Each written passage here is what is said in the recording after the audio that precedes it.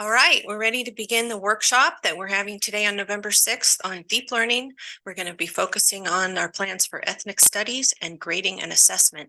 If you look at the agenda, it has public comment at the end. And because they're two very different topics, I would like to do public comment after we do the ethnic studies, and then we'll do public comment again after grading. And so if people want to comment on both, they actually can. But I'm just thinking for our train of thought of just listening, it would be nice to have the public comment follow the topic. Okay, so I think we still need to approve the agenda. So can we have a motion to accept the agenda? I'll make a motion to approve the agenda. Thank you. Second. Thanks, Susanna. Roll call, Cindy. The motion was made by Board Member Bratton, seconded by Board Member Ordway. Roll call vote. Board Member Van Zee. Aye. Board Member Ordway. Aye. Board Member Bratt. Aye. Board Member Hurd. Aye. Board Member Clark. Aye. The motion passes 5-0. Okay, so with that, let's begin. Let's start with Deb Pettis, right? Yes, absolutely. Well, first off, I would like to thank everybody for being here for this board workshop on this rainy Monday morning. We really appreciate your time and are looking forward to your input and guidance on two very important topics under the header of deep learning and innovation. So as Trustee Hurd said, we will be talking about ethnic studies, which is a new graduation requirement in the state of California for the class of 2030, and then also grading and assessment and some updates we have in that area. So as you know, in June of 2021, we passed our strategic directions, of which we have 6. And we like to think of them in kind of in a pyramid. So of course, the base of that pyramid consists of stewardship of resources, shared leadership, and culture of responsiveness. At the top of the pyramid is, of course, what we're talking about today, which is deep learning, innovation, and academic excellence. And we truly believe that in order to really support students in learning at deep levels and achieving academic excellence, we have to have equitable learning environments where students' social, emotional well-being is prioritized. When students learn at deep levels and they're really challenged from an intellectual standpoint, that will further really support the environments in becoming more equitable and will support students' social emotional wellness. So our deep learning and innovation strategic direction states that we will create learning environments that empower students to own their learning so they find purpose, they find meaning, and they find joy in their education and truly excel in their post-high school endeavors. So again, today I will be turning it over to Dr. Hong Nguyen, our equity director, to talk about ethnic studies. And then we will be turning it over to Chris George, director of instructional services, to talk about grading and assessment. So with regard to ethnic studies, we wanted to put it in a historical context, not only for the state of California expectations, but what SRVUSD has been doing in this area. We will then be reviewing some key concepts and themes from ethnic studies, and so that we get a better understanding of really what the class will entail. And then Dr. Nguyen will be reviewing really what some of the research says about the importance of having an ethnic studies course and the impact the work has had on students in other districts. She will summarize our work, and then again, we're really looking forward to getting your input and guidance on our suggested next steps. And then again, we will turn it over to Chris, who will provide an overview and really an update. If you recall, we did a board workshop on grading and assessment in the spring. So he will provide an update on the work that has been done in the interim. And then we'll also discuss our focus in terms of assessment, time, choice, and feedback. But what does that really mean? What does that really look like? And then he will discuss some implications that our work has on some district-wide policies. And again, looking forward to getting your input and guidance on our suggested next steps. So I will now turn it over to Dr. Nguyen to talk about our ethnic studies work. Thank you, board, for having me here to talk about ethnic studies. It is very exciting. I do have some questions that we're going to need some input from you. And so we wanted to share these questions now. As you hear the presentation, we'll come back to these questions so that way you can actually give some feedback. And so some of the questions that we have and we would need your input would be, what would you like to see addressed in an ethnic studies course within our district? How can we collectively navigate and educate about the diversity of perspectives regarding this topic? How would you like to proceed with the change in graduation requirements? And we'll talk about that a little bit later as well. And how do you want to involve the community? And so really thinking that that's something that's important for us, and what ideas do you have? And so we'll come back to these questions as we move into the presentation. So some historical context, we do have a bill that was passed, Assembly Bill 101, that states that we need to have ethnic studies as a graduation requirement, and students that are in school need to graduate with an ethnic studies requirement by 2930. And so that means that we have to start offering ethnic studies as a mandatory class by 2526. And so right now within our school district, we do offer an elective course. It's an interdisciplinary ethnic studies that's for 11th and 12th grade students at all 4 of our comprehensive high schools, and they are year-long course, and we actually have one that's at each high school taught by an ethnic studies teacher that has a social science credential currently. And again, this is an elective course, so students do choose to be part of this course. And so that's what we have offered already in our district. It is not mandatory. And so right now what we're doing is working on a mandatory course. So some key concepts as well as theme. It's an interdisciplinary field, which means that it's a study that studies race, ethnicity, indigeneity, and it has an emphasis on color of people of color. So we're looking at different experiences of people of color within the United States, and of course locally within our area as well. We talk about various power structures and forms of oppression. There's definitely highlights, contributions of people of color and made by them that we want to make sure that we're highlighting in this course. And of course, there are many different examples, stories, narratives that we're going to tell, collective social actions that lead to more equitable and just society. And so some people ask us, like, what is interdisciplinary? What does that mean? So it's many different subject area. It goes into history, literature, economics, sociology, anthropology, and political science. So that's a number of different fields, and it all comes together in this particular course. And so there are 4 main disciplines that the state of California is asking us to make sure that we include within our ethnic studies course. It's going to be on African American studies. We have Asian American as well as Pacific Islander studies, Chicanx, as well as Latino, Latinx studies, and Native American studies. So these are the 4 disciplines that we have to make sure is embedded within this course. And so what are the benefits? We talk about importance as well as the impact of this particular course. And so within here, we have students that will develop a strong sense of identity. And we know that that's important. We have a total of 67% of students of color within our district. And so our numbers has risen over the last 20 years, and we need to make sure that we are providing histories as well as experiences, stories for our students. We also want to make sure that there's a sense of agency as well as academic motivation. We know that through studies, it has shown that students taking this course, there's going to be a change in that. We also want to make sure that we're looking at historical as well as ancestral origins. We know that within this course, there's going to be histories that students are going to learn about their own identity. Personally, myself, my parents came from Vietnam. I didn't learn about that until I was taking ethnic studies in college, right? And so this is a course where there's going to be a lot of different revelations that students are going to learn about their own selves. Reduce stereotypes that are there. We have some aids in social emotional wellness of students, and we also want to make sure that there's an increase in civic engagement and community responsiveness. This course is really one where we're going to be learning about all these different disciplines, but at the same time, the students themselves are going to be able to tell their own stories within that class. And so that's important.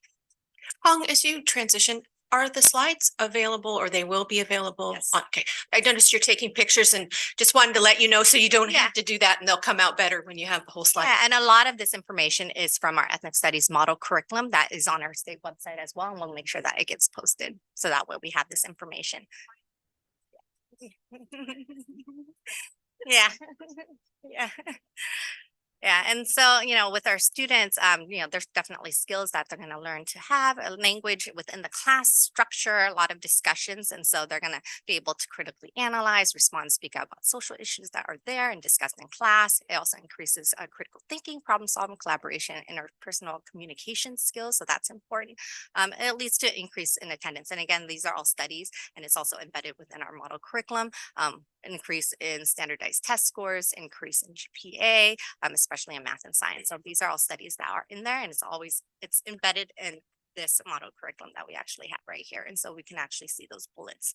And so as we think about some continued benefits leading to increased college graduation as well as college enrollment rates, really looking at different levels at the college, right? We have different frameworks that are there. Ethnic studies is something that's typically offered at the college level and now being offered at a number of different high schools. And we can talk about, what schools, school districts we have already been doing some research with and connected with.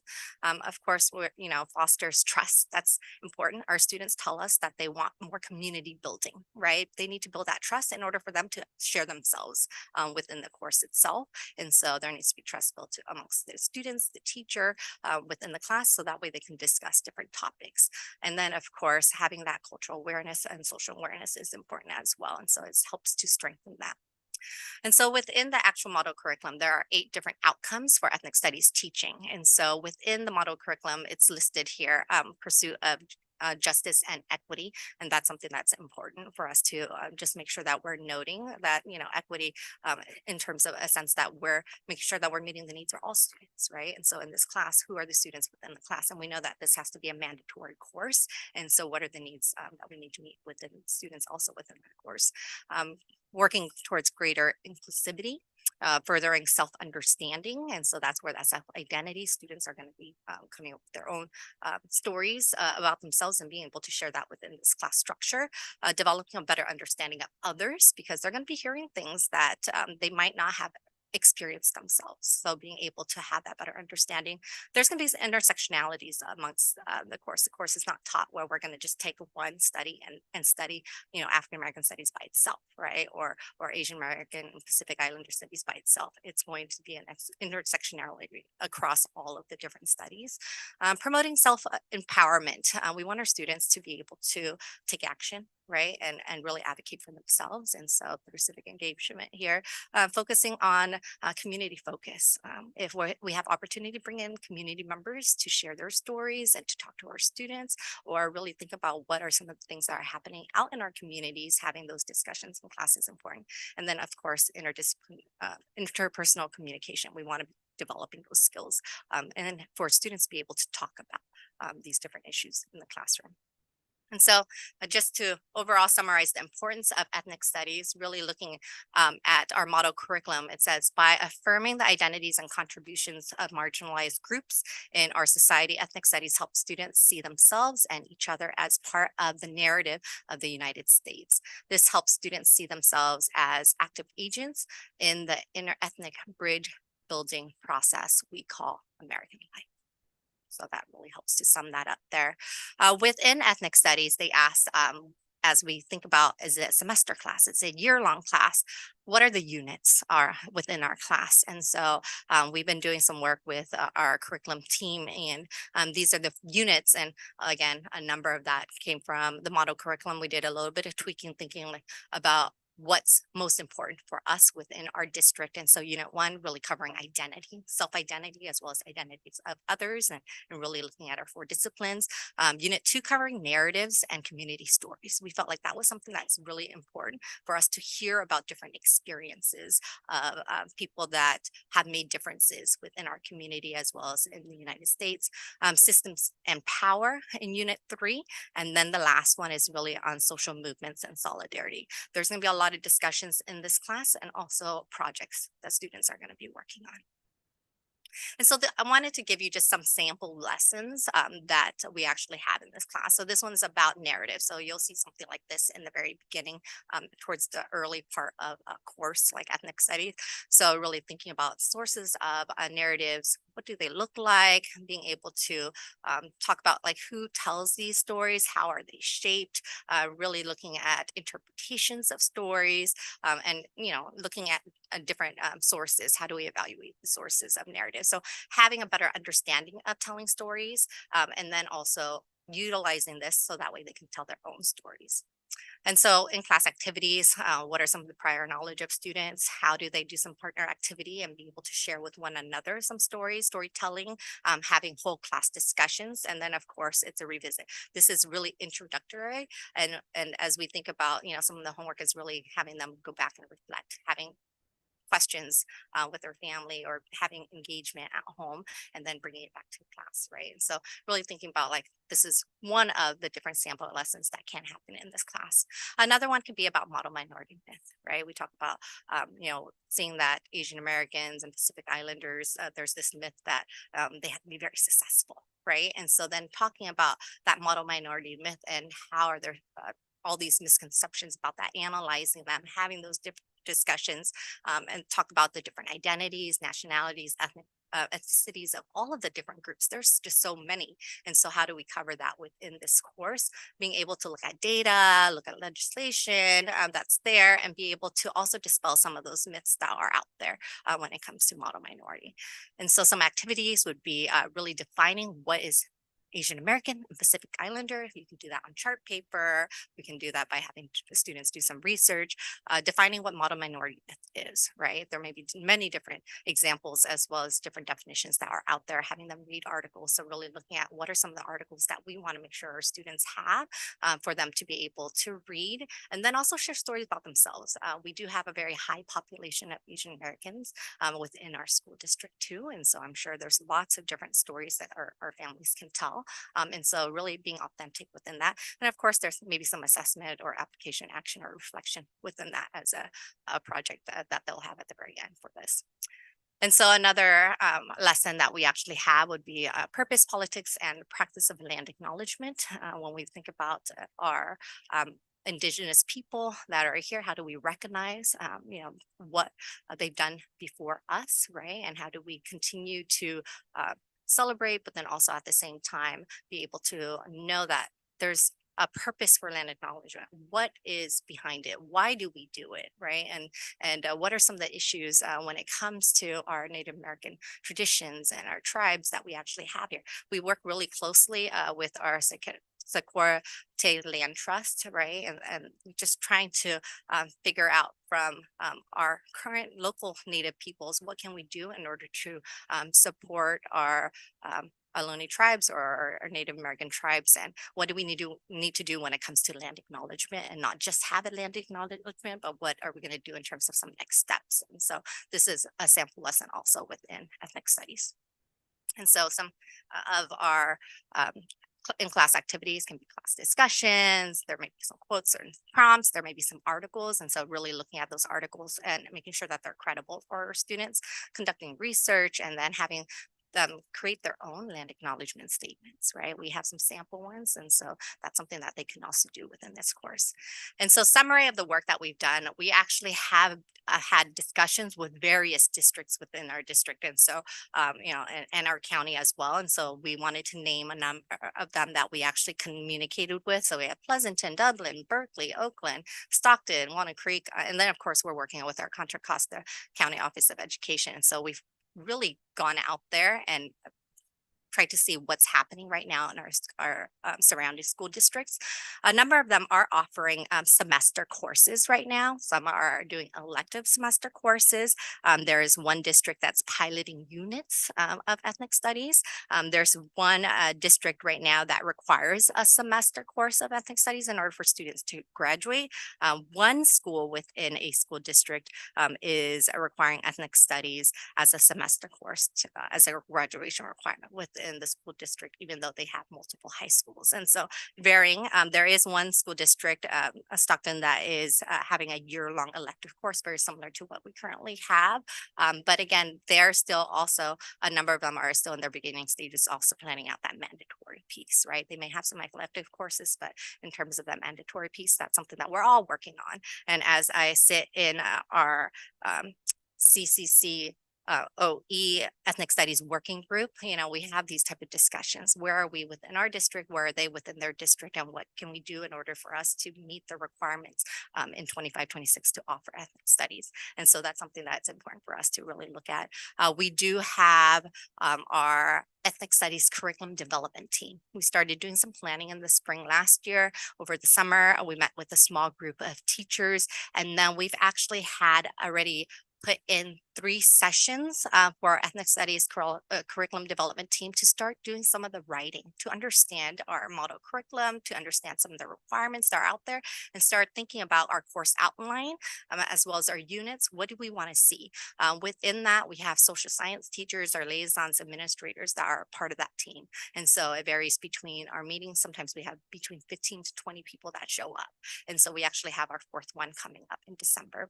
And then, of course, getting input is important, right? We are having our curriculum team go out there and get input from their social science departments and bringing that feedback back. So that way we can talk about it at our next session. We also have input from students. We've been going out to ethnic studies classes and talking to students and asking them about what they would like to see in a freshman, let's say, or sophomore course of ethnic studies. We have also talked to our current ethnic studies teachers that are teaching interdisciplinary ethnic studies. We've also gone out and talked to student leaders as well as also members of the Diversity Coalition. And we brought in some student leaders as well as members of the Diversity Coalition to be part of a panel for our curriculum development team. And so that was something that was already done as well, because we wanted to be able to hear from them. And of course, we're still curating resources for the development of this course. And so some feedback that we're hearing is building community and connections. That's huge. We need to do that from the very get-go and from the beginning, making sure that we teach about diverse groups, the importance of the class and why, because it's mandatory. We need to make sure we emphasize the why. Self-identity, learning own stories, learn about other cultures, address microaggressions, love and empathy. Students really emphasize on that. Involvement of the community. And of course, because of this course, we also want to talk about our local community as well as history within this. That was something that was important. So some of the next steps that we actually have is a change in graduation requirement, right? And so really thinking about what do we want to do in order for us to embed this within our graduation requirement for our school district. Right now, we have World Geo as a requirement. It's a semester course as well as health in 9th grade. And so thinking, do we replace World Geo with ethnic studies instead? So that's a discussion that as a board, we would like for you to have. Benefits of ethnic studies as a 9th grade requirement is something that, our team has really emphasized, really trying to put that into our 9th grade course, because then from what they've learned, they can continue on with that learning throughout their other courses at school. Of course, we want community, student and staff input and involvement. So we'll go out to our equity steering committee and share this, our secondary schools, and getting our administrators to help support and share this out widely with their communities, because we also know that middle school, high school, that's important, right? Not just high school to share out. So we want to make sure that it's at all of our secondary schools. And then of course, we are working on our course outline, and we need to submit it to get approval. UC course approval, and then we also need to make sure that it becomes a board approval as well, and then material selection, because people will want to see what kind of materials are being taught within that class and what materials are being used. And so this is a timeline that we have. We've been working on that course development this year, really going through our workshop that we have right now. We're going to continue with our course development and engage our community in spring of 2024. We do plan to develop a professional development plan, because that's important, that we need to make sure that we're training our teachers, our social science teachers. If they're going to be teaching this class, we need them to be prepared and ready to go. And then also we also need to have that course approved, right? And so then really looking at that, continue with professional development, that's going to be ongoing for us, and then that rollout in fall of 24. and 25, 26, right? And so some teachers have asked us, is there a way for us to pilot this earlier, right? And so that's a discussion that we can have as well. In terms of professional development, for teachers that are teaching, social science, really trying to understand and know the basis of ethnic studies. It does align with our Common Core state standards. We're going to do professional development for our teachers, and we're going to provide that training in 24, 25. Of course, we need to make sure we learn do the knowledge as well as pedagogy, and then we're going to have ongoing professional development. This is not something that we just do one time and be done with it. It's important that we are ongoing with that. And so now circling back to some of the questions that we had asked in the very beginning, we're going to open it up for you to share. And just before we do, I want to make one very brief comment that when the state provides us with an expectation and a requirement, then the work comes to us to actually make happen. And I know that Hong did that in 20 minutes, but I'm guessing you could tell by the depth of Hong's leadership and the team, there's been an extensive amount of work accomplished. Lots of collaboration already, with more collaboration to come. And I think that with this direction that the state has given us and the way in which you, Hong, have led it, I think we're going to get to a good place before the actual implementation starts. So I just wanted to offer our thanks, because as again, 20 minutes captured unbelievable depth of what's been happening over the last long while. Can I ask a question about the idea of replacing world geography with ethnic studies? Is there an intent within ethnic studies to then fold in some of the curriculum around world geography? Will that be built in? Yeah, that definitely is, also a concern that we actually have as a team too. What are some things that we can actually pull from world geography so that way we're not losing that momentum going and pull it into ethnic studies? Of course, with ethnic studies, there are the 4 main disciplines. And so we do need to make sure that we're concentrating within the 4 main disciplines. Right now we're in the stages of developing that. And so the teachers that are within that space are social science teachers. A number of them are world geo teachers too. And so we are excited to see what the actual curriculum is going to look like, because we are in the midst of writing. And if I can just add one highlight, because some of our community might not be aware of this. Our world geography graduation requirement is a San Ramon requirement, not a state requirement. And in light of the fact that many of our families have shared with us that they want our kids to have options in high school, we felt that by proposing this idea of transferring a local requirement for a state requirement wouldn't take away options. And as Hong said, can still integrate many of the important components of that particular course. So I just wanted to highlight that, because I'm not sure all of our community knows that that's a local requirement and not a state one.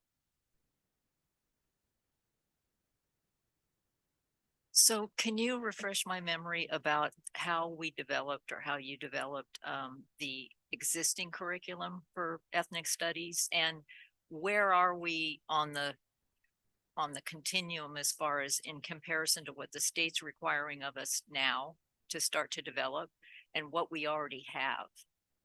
There definitely is a lot of overlap. It is a year-long course, and so you're seeing that a number of the different units that are up there are already embedded within our interdisciplinary ethnic studies course. And so the students within that course they're going into more depth. And so, as they're going into and talking about narratives and stories and all of those, that does happen. But the students are also thinking about what are the different projects that they're doing, and they're embedding some of the discussions that we've had ethnic studies symposiums now. This is ongoing 3 years. And so within that space, students are able to come and share what they're working on within those course, and then, doing TED Talks and telling their stories. They're at a different also age, right? And so they're coming in as juniors and seniors in that class with more experience also. And so the depth in terms of what they share is very different from, let's say, freshman, sophomore. So the 9th grade course would, in a sense, be an introductory that everyone takes. Right. And then if you chose to take the ethnic studies elective later, you could go deeper. Yes. I remember one of the things that really struck me when we approved the ethnic studies elective was the emphasis on it being a very personalized course to the students that were in the room. And it would seem like this layering the ninth grade one would focus on the 4 disciplines, but then the later one might be unique given which high school it's at, which students are in the room, could go into other ethnicities Right. that reflect those students, but they all would have this foundation of the required class. Right. Is that the thinking? Yes, and if you were to look at the actual descriptors or the description of our interdisciplinary ethnic studies, it does go into the 4 disciplines, but also gives a wide range of other ethnicities as well as groups that it does talk about. Are there other classes in social studies that could incorporate the world geography other than ethnic studies, since it's sort of got more of a different, it's got the 4 disciplines? Is Yeah, there a way to incorporate it? I was here when we tried to change world geography before, and it's definitely a different circumstance now, but there was some issues with that. yeah, there's definitely standards that we actually have to meet in our other courses, right? And so, of course, you could always take a course and try to expand that, but we need to just make sure that if it's US history, that we are meeting the standards within that. And then, of course, if there's a way for us to embed, another course within that in terms of some of the standards or even some of the teachings, that could be there. But every class has their own structure. Well, do we have more leeway because it's a district requirement at this point versus a state requirement for world geography? Let me ask Kong and Debbie another question that I think I'm hearing you get at.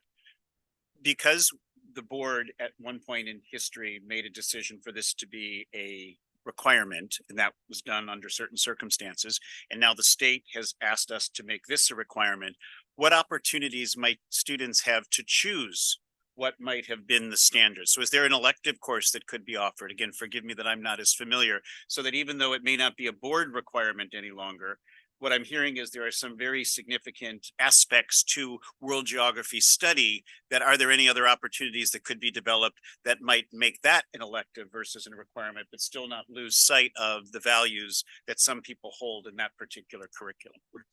That's an exceptional question. Thank you. I do think that there's kind of a 2-part answer. One, I do feel like there's going to be a lot of overlap with regard to world geography and ethnic studies. When you talk to the teachers right now, they see some are already having that ethnic studies lens when they're teaching world geography. So there's already a lot of overlap that our staff under Hong's direction have been thinking about, number one. Number two, we could absolutely 100% consider adding a world geo elective class for those students who are interested in it. Yes. And I just have one question. Is the state requirement a year long or semester long? It's semester or it's up to the district, but it has to be a minimum of a semester. Minimum of semester. Mhm. Okay. So is there a possibility, to basically, have your cake and eat it too, of doing half and half where you're doing ethnic studies first semester, world geo second semester, and you're then getting the entire overlap, or what's the thought behind that? Yeah, we've had a lot of discussion around that. As you're looking at, let's say, our freshman year, you have to have year longs of all of our other courses. And we only have 2 semester courses within our freshman schedule, which is World Geo and Health. Oh, And if I it's already paired. If I could add to that though, health actually isn't technically required. There are components within our health class that we embed that are required that would have to be taught somewhere. With that being said, several years ago, I think Shelley just referred to the meeting, or several meetings, there was a strong resistance to getting rid of a health class, right? Because it includes topics, such as suicide prevention, social emotional well-being, right? And so that's where we get into some issues with these semester-long classes that are optional for us, but that we really value. And so that's where, because if we added a world geo, which I think is brilliant, and an ethnic studies semester, they would go well together. But then where would the health class go? So it sounds like the direction we're going down is proposing it being a 1 semester ethnic studies followed by health. Okay, got it. I heard those year long and semester, and I just want to make sure I was clear on that. It's health and then Yeah, so it's like, you know, half the. And half if the you were ninth to grade tell us class that you does. wanted it to be a year long, then we're gonna have to figure out within our high school Yeah. schedule how students are gonna be able to. complete and ninth their graders already have a huge challenge in Love it. terms of fitting in another elective that's, music or Mhm. drama or whatever. And so you don't want to lock up their schedule even worse and force them to take a B period, that kind of Yeah. thing. makes And the sense. guiding principle that I appreciated when the team brought it to cabinet is that we want to give our kids the most choice possible within a framework of what's required.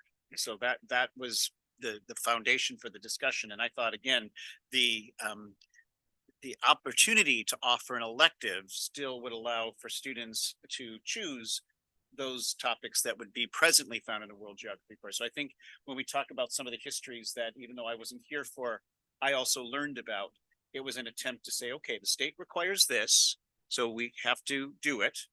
We want to still provide choice. So what does that look like? And then proceed in the way that we're proposing. But again, this is why we're having the workshop, so you can tell us if you think differently. And I had a question. So moving, like if we implement ninth grade semester long, ethnic studies course, we would still offer, right, like elective classes like the one we currently have.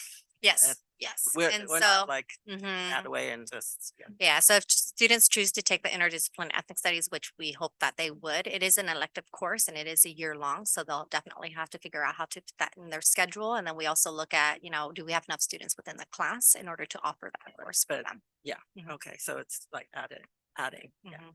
No, and I really like the thought that actually offering the ethnic studies requirement in ninth grade rather than, let's say, 11th or 12th grade, because what you said, that for self-reflection, because I work with the colleges and students, high school students, and more the colleges, especially this more selective ones, more competitive ones, they're asking our students to reflect, to really give an answer written, right?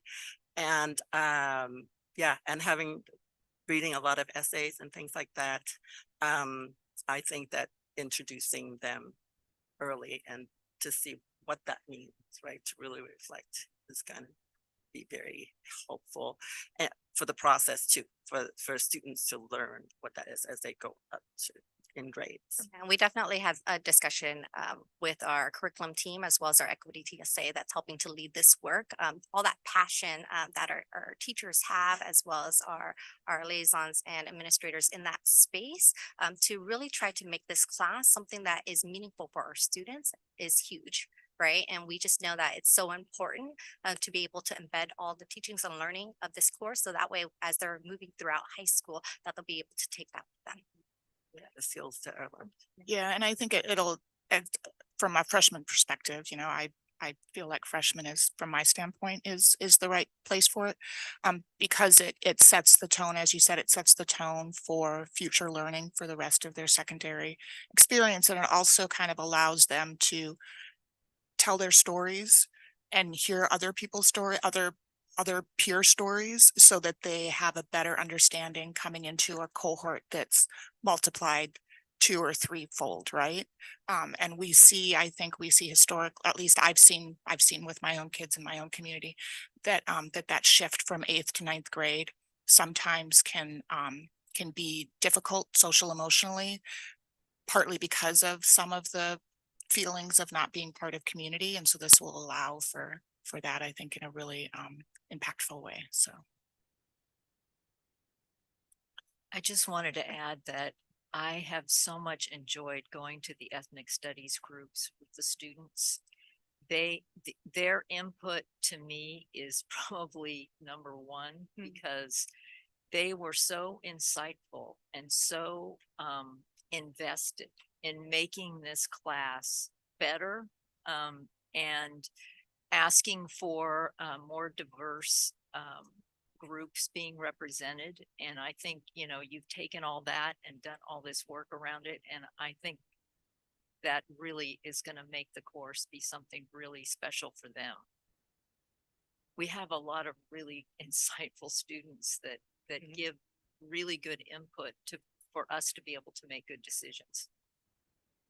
And if I can just offer one other insight, last week in particular, and some of you were actually with me in some of these opportunities, there were a number of people, students included, who came forward to speak about how difficult it is when members of our community, other students don't understand who they are and what they bring. And it was a tough week from the perspective of realizing that as we continue to do important work, we also continue to hear perspectives that we need to do more. And when I say need to do more, you already know that we've been focusing on the difference between intent and impact. I might not know I'm causing you any difficulty based upon where I come from and who I am. So how do we deal with that? And secondly, we've been talking a lot about naming and interrupting, resolving and educating so kids don't feel that discrimination, words, symbols, actions are happening. And so this opportunity gives us a very across the board experience for all ninth graders that we support, that I think is going to help us move that work forward. And I want to put one other very important topic on the table, because whenever we talk about these things, there is sometimes feedback that what happens if my student starts to feel guilty because of who they are? Maybe they happen to be white like me. And I want to just state clearly, this is not in any way a course that is trying to make anyone feel guilty about who they are. In fact, what we're simply trying to say is we're all a part of this community. We all need space to share who we are and what we bring.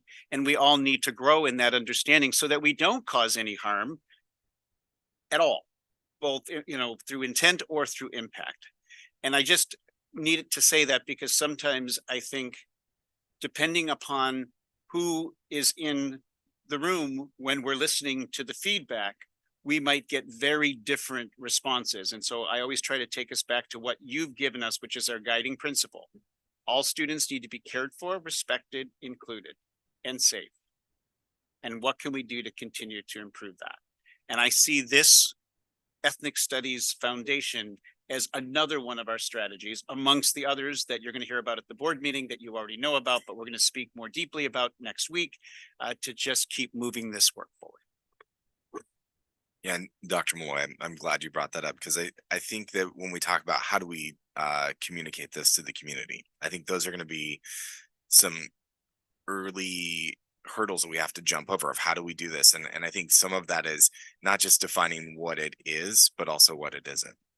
Because some of the things that people will jump to when they hear about studies of the oppressed is what has happened in some cases as oppressed versus oppressor. And we don't want any of our students to feel like because you fit this type of characteristic, you're in the oppressor class, because we wouldn't want to put that onto our students, any sort of guilt. And I think I can already imagine how that would go off the rails if that was the perception, right? And future board meetings. So what is our community plan as far as like engagement, involvement, hearing feedback, things like that? Right now, we've been going out and just working with smaller groups of our community and getting feedback from them. We are planning to go out to our equity steering committee, which is a pretty large group, to really just get feedback from them and also share our next steps. Of course, we have our board workshop. I'm sure it'll come up at board meetings, and we do plan to hold some forums, come spring, because we want to hear from our community. This is important. And with our curriculum team, they also know that this is an important class because it is mandatory, that our community wants to be as involved as possible. But at the same time, we want to also be transparent with what is being taught within that class. And if I can just add, I think that the communication strategy needs to be very concrete and simple. This is what it is. This is what it's not. And when we do our professional learning, we are very clear. This is what it is. This is what it's not. And if while we're in the implementation phase early on, we simply help people continue to grow in that way. Because I hear you that, again, sometimes, when I think about just community connections that happened last week, we have those very diverse views. And our job is to keep the focus on what's the purpose and what's important, and continue to go back to those guiding principles that I believe you've placed here. The state has provided us some frameworks, and then our own local team has gone further with those. And I think that that one very important statement you made, that when we're talking about systems that may oppress, we do not want young people to feel that somehow they have explicitly done something to make that happen.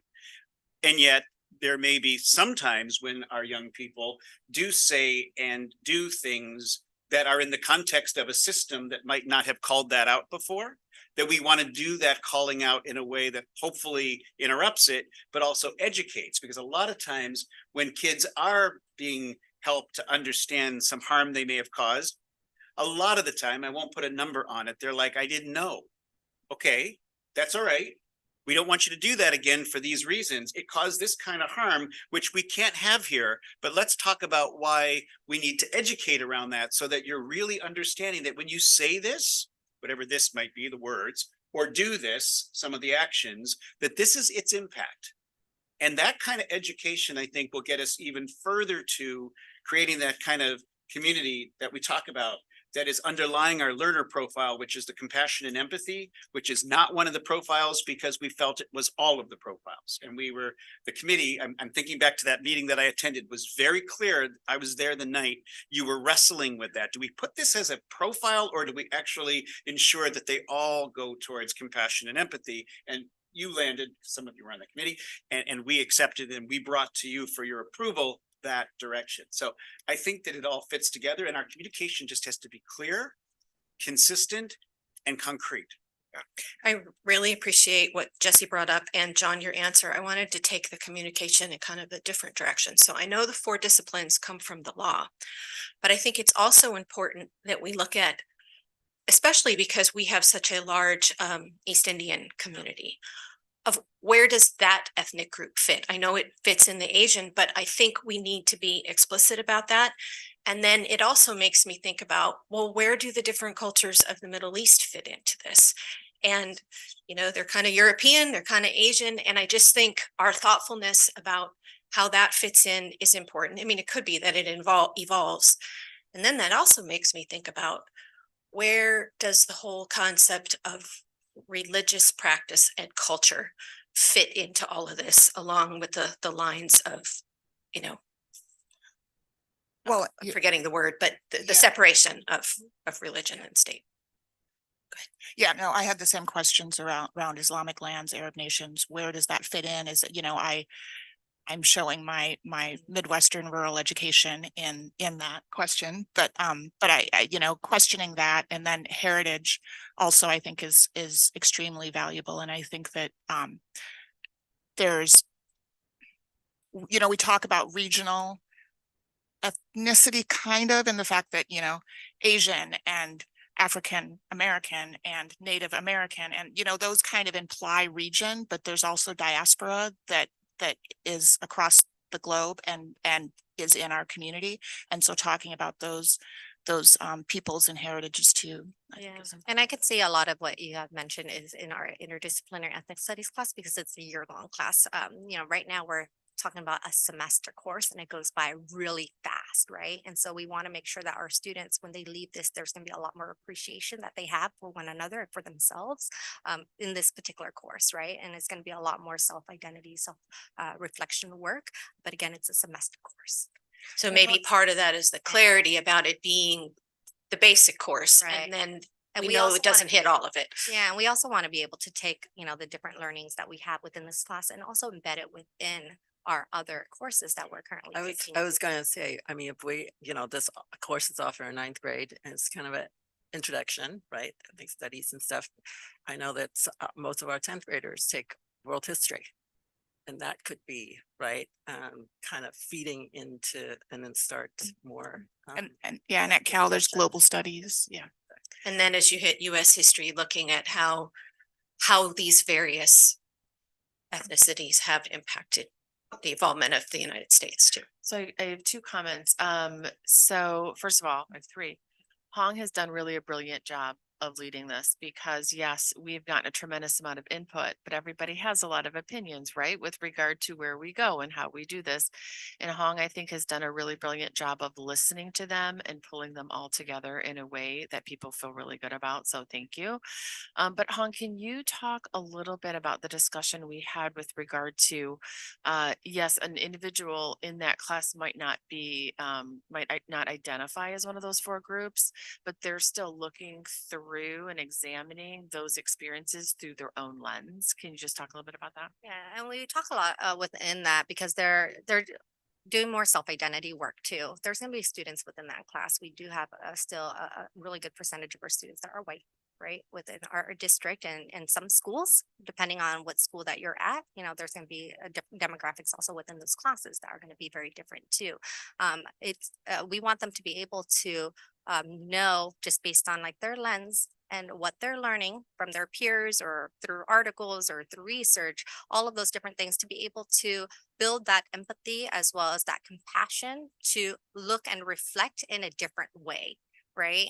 And we want to be able to have them be able to have these reflections and build that into all of their coursework as they're moving from 9th through 12th grade within school and know that it's important for them to be able to come in with just so much more that they're going to be able to get out of those courses. And so, you know, when we talk about with our teachers, we're like, how do we embed this, you know, these different types of learning and teachings in ethnic studies, but also within our other coursework? Well, hopefully their students are feeling empowered enough in that class to also question and ask their teachers as they're taking US history, world history, all of these different things through that lens in those courses. So that way they can actually, you know, make those courses so much better. And it's great now, but how can they also come in with these other perspectives and really shine in their learning? So that's what we're Thank you. trying to Yeah, get at. no, that's perfect. Thank you. And it's also one of the reasons we got a lot of feedback from teachers. We were supposed to do an on-level high school social studies pilot this year. And there are several different reasons, but one of the reasons why we're postponing it is because we want to get a little bit further along with regard to the ethnic studies curriculum so that we can use that lens when we're evaluating the curriculum materials for the world history, for the US, for the Gov and Econ too, since it is so interdisciplinary. So I wanted to do a time check. It's like 6 minutes to 10. We do have one public comment, so we're going to look at when we want to add that, or do we want to proceed through these questions? We've kind of been all over several of them. We want to make sure that Hong and her team leave with the direction that they need. I just have a question about implementation. So you talked a little bit about maybe rolling it out before the deadline that the state gave us. Yeah, so Do you have an idea now when that might be? So we're hoping to have our curriculum written and ready to go by the end of the school year, right? Because we want to make sure we have something in place so that way we can do all the revisions that are needed. We do want to start doing professional development for our teachers in the fall and spring, right? And that's something that's important for us, having a plan in summer and then going into and doing some professional development because we want to make sure that our teachers are well aware of what's our ethnic studies course needs to have and then be equipped to be able to teach it. We do have some current teachers that are part of the curriculum team that do want to go about piloting. But of course, I know that there's other requirements that we're probably going to need to do in order for that to happen. But that is a request, right? And if we can, great. And if we can't, we need to wait until 25, 26. So logistically, could a pilot potentially happen for the spring of 24, 25, where you've done the professional, or at least some of the professional development? And then that would replace those students that would normally have health or would normally have World Geo that semester, and they wouldn't be at fault for not having World Geo. That would be something that the board would have to go through and decide. Yes. Yeah, and just again, clarify that by starting in 25, 26, we are within the requirement. We actually aren't starting earlier. It would only be a pilot that would need your permission because it would be to suspend a graduation requirement for that group of students who are participating in it. But the 25, 26 is actually the rule, since if you approve 9th grade, that's when it has to start. One other quick question. Do you perceive any staffing changes would need to be made, or are all the existing world geography staff going to transition seamlessly into this? They have their social science credential, Okay. so they can teach this class. It's actually really one of the big advantages, right? Because if we made it a year-long course, then we would probably need more teachers, and with the teacher shortage, right? So the world geo teachers can easily transition through after the professional development into teaching the ethnic studies course. And we've actually, part of the curriculum development team that we actually have a number, that we ask for social science teachers. And so the teachers that are in that space are social science teachers that are in middle school and high school. And we also have some liaisons and also administrators that are in that. And what we've asked them to do is go back to their social science departments and provide the feedback that we're giving. And then we're going to be talking about that in our upcoming meeting.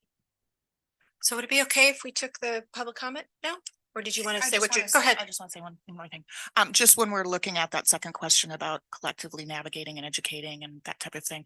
And you've probably thought about this, but I just want to name it, kind of making sure that we're creating that safe and supportive environment for the students in the classroom as well as the community at large.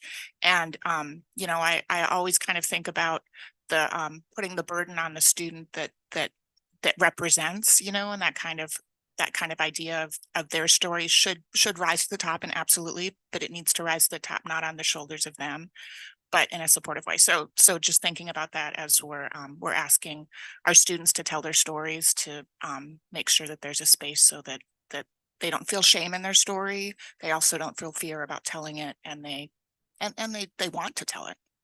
And I think that's huge when it comes to being able to build the community structure and container within that class. And so that would be something that our teachers would be really able to support with. So that way the students can be authentic to be able to share their stories in those spaces.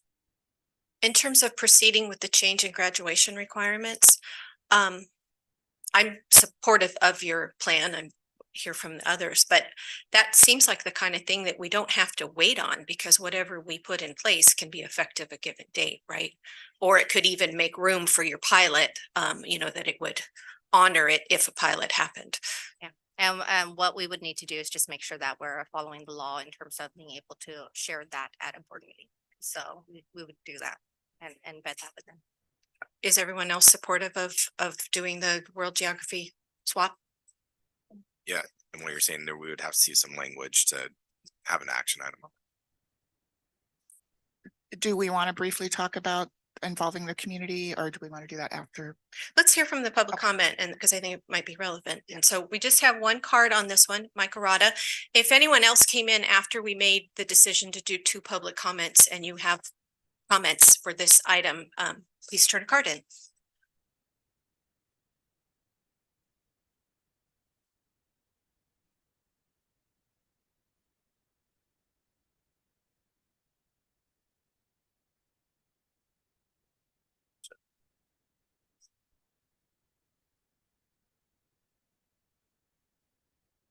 Good to go. You presently have what sounds like a very worthwhile world geography and culture course. Quoting from the course catalog itself, the course presents culture in a geographical context in terms of location, place, environment, movement, and region. It focuses upon understanding political and economic beliefs and social systems too, along with learning about present-day ways of life around the world and their historic backgrounds. In addition, students will incorporate map work, globes, graphs, and internet library resources and class discussions. In contrast, the existing ethnic studies course is already an invidious excuse for oppressor versus victim propaganda and identity politics. Quoting once more from the course catalog, ethnic studies examines the complexities of power, privilege, and agency in history and modern-day socio-political systems through lenses, always lenses, of race, ethnicity, gender, class, ability, and religion. It evaluates stereotypes and misinformation through a culturally relevant pedagogical frame. It seeks counter-narratives with particularly close attention to marginalized groups. It teaches about liberatory movements, et cetera, et cetera. That sounds very much like an amateur attempt at a Maoist struggle session. Ultimately, you're either replacing or compromising academic learning with balkanizing activism and malcontent protest. SRVUSD's prospective version of ethnic studies isn't any better. It's more DEI, which is not so much about diversity, equity, and inclusion as it is about division, exclusion, and indoctrination. Meanwhile, and of immediate relevance in this discussion of equity studies, among the higher scoring stars and ratings combinations in your recent parental thought exchange was one which observed that the district seems more interested in being recognized for equity than in listening to how it's affecting the kids. The thought exchange responses also said not to let teachers impose their political beliefs and to stop pushing CRT, that's critical race theory, nonsense. Another higher scoring comment said you should stop trying to, quote, be equitable and start trying to teach. Commenting further that school is not a social experiment for woke administrators and their political platforms. It said further that schools exist to educate, not indoctrinate. And stay in your lane, SRVUSD was another addendum.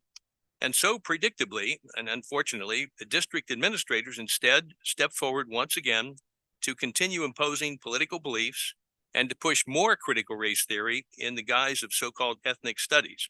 In reality, deep learning is becoming a deep fake that covers for political activism.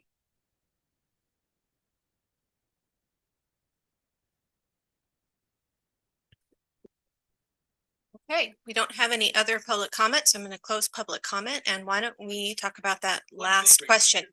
I hope that in the future, you guys will have your presentations up front of the meeting. So it comes out with the agenda on Friday. That would be much more helpful. I had to comment in general because I didn't have a specific presentation. Thank you. Okay, so related to that last question about communications about the course. Any thoughts, anyone? I don't want to go first. I can go first. I just want to give everybody else the opportunity. Yeah, I guess my first question would be like, what are your thoughts about involving the community? And is it specific to building curriculum? Is it specific to communicating about the class? Is it specific? I mean, you know, like where are your thoughts with that? I think for us, it's important for our community to understand that ethnic studies is going to be a requirement. It's mandatory. And so that I think that's definitely the first thing that we have to share. And of course, you know, in terms of its principles and the background, all of that, that needs to be there. We'll definitely be sharing, you know, as we have more of our curriculum written, more of our units and lessons that are there. So that way people have a sense of what that course is going to be about. And of course, as we get closer to doing the course approval, that would be something that will be shared more publicly. And so providing different opportunities for people to hear and then also give some feedback. And so do you want to? And if I could just add that I think the starting point to any kind of community discussion is to be explicit about what is required from authorities beyond us. Even respectfully, the comment we just heard would lead one to believe that we've created this expectation. So that communication has to be, the state has said we must do the following things. The course must include the following points. How we approach those points is more local. And the idea that we've been playing around with is to listen to some of the considerations that our community would have for us in relationship to not the what, because that's required, but things that we need to pay attention to in terms of the how. Mm-hmm. I'm not suggesting that that type of engagement is going to give us agreement, but I think it's important for us to hear the different perspectives so that when we are engaging in the professional learning, we can help our teachers create the kind of space. And this is really a very complicated, complex point I'm going to make. Sometimes creating the kind of learning space that allows young people to bring their ideas to the room, to work together on some of those ideas, to facilitate deeper understanding of the principles we've been talking about, and doing that in a way that's exceptionally respectful of everyone who's there and frankly, everyone. That's not as easy as it might sound in the 2 seconds I just spoke about it. So our professional learning is going to need to be more about the how, not the what, And our questions that when we invite community to give us insights, it needs to be on the, what do you need us to consider related to that, how? Yeah, yeah, and I would also add, you know, we talk about empathy and we're seeing this as a pretty, I think a pretty significant shift, you know, I mean, like I said, my Midwestern rural education ethnic studies was not, you know, I never took the class in college. I think most people of my generation, a large percentage probably didn't, and we are the parents of the students. And so, so understanding, you know, what this means and having empathy for the community and those that may not fully understand what ethnic studies means and are hearing from outside voices that it means something that it in fact is not. And so really being conscious and compassionate about the change. And I think it's also important, since we're talking about replacing something, is putting it in the context of what is the current requirement, the mechanics of it, that it's local and all that, but what is being taught.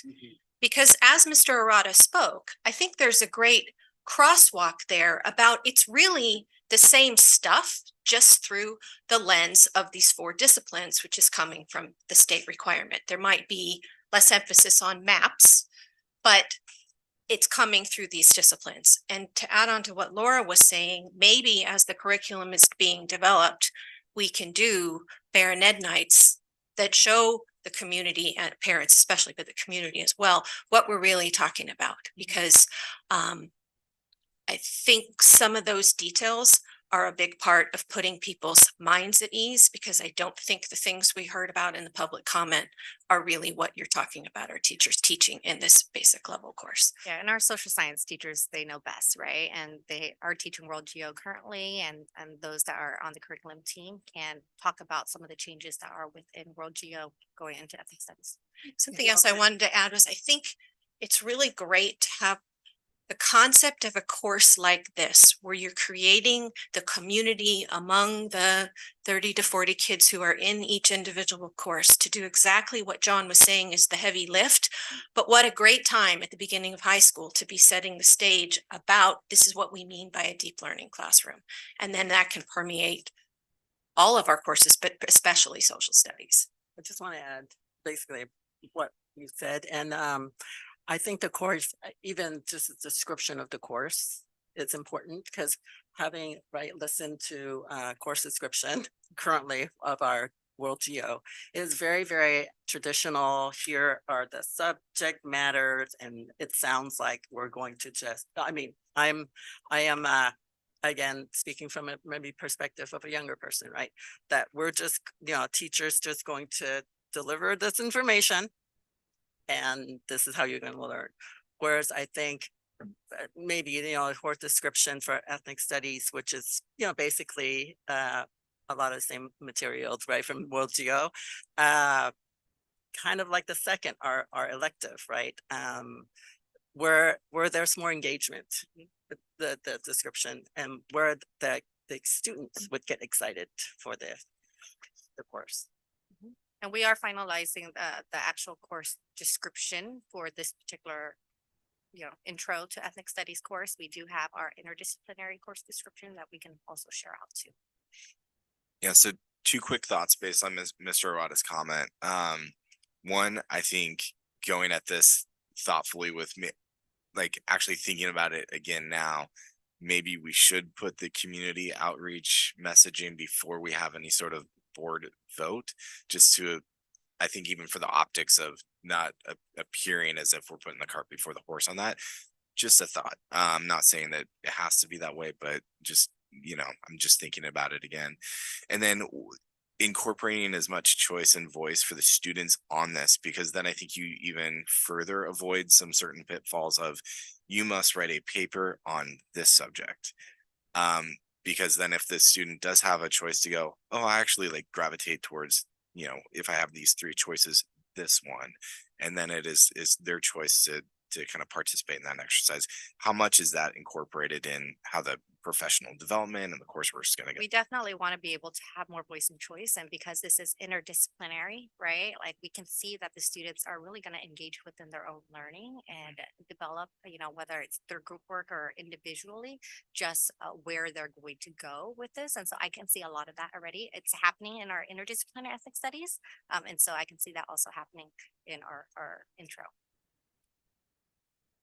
It's interesting because what I've seen from some of the community members versus what I've seen sitting and talking and listening to students are somewhat diametrically opposed at times, because in a way, students are asking for this, like directly. They want to be understood and they want to understand others better. And so I think that's where our work is, to be able to communicate that to the community, because I think some of the issues are maybe with the adults rather than the students, because they're the ones that I've talked to that are in this program already, that are taking these classes, are wanting it to be developed even further and to involve more students so that they can all understand each other better. And I even think on the flip side, because we received a public comment earlier on through the portal, is there's even people who might be fully in support of anything that we're going to do on ethnic studies, but also have an understanding of what they think it's going to be. For example, this comment was, I don't want to put words into the comment or read it out entirely unless you want me to, but it's talking about white privilege. So it's like, there's also going to be, sides that would be fully in support, but they were like, why aren't we talking more about white privilege, denouncing our white privilege, addressing it, things like that. So I think it's not just a one side versus this side. There's going to be a myriad of views that are trying to infuse. So I think addressing what it is, what it isn't, is going to be important. And the only other additional piece to keep connecting this work to our deep learning work. The reason why deep learning work is about academic rigor that leads to great opportunities for kids after they leave us is because if we go back to the frame of what is expected of our students when they move into the world of work or when they provide service to our communities, the ability to be exceptional members of teams who are able to reach audiences through communication, who are able to connect their dots on really deep concepts and ideas is actually expected. It always has been, but even more so now, which speaks to why some of what is historically defined as academic rigor, memorization, test taking, etc., doesn't align with what we know our kids are expected to grow in and be exceptionally proficient in order to be successful after graduation. So this whole course is set up from the beginning as a way for kids to go deep. But it's the expectation that all of our courses are moving in this direction. And I still contest that having kids think at this level is a much more complicated skill than what we sometimes call rigor. And so that is what we keep saying publicly, so that people do not think this is less. It actually is more in the work that we're trying to do. And I would add too, I think that because of the complexity, to Jesse's point, the complexity of ethnic studies, that it's important to go deep with the students that are learning about it in the community, in the classroom, because it is not just a simple binary, he said, she said, I'm to blame, you're to blame, whatever. It's extremely complex. So.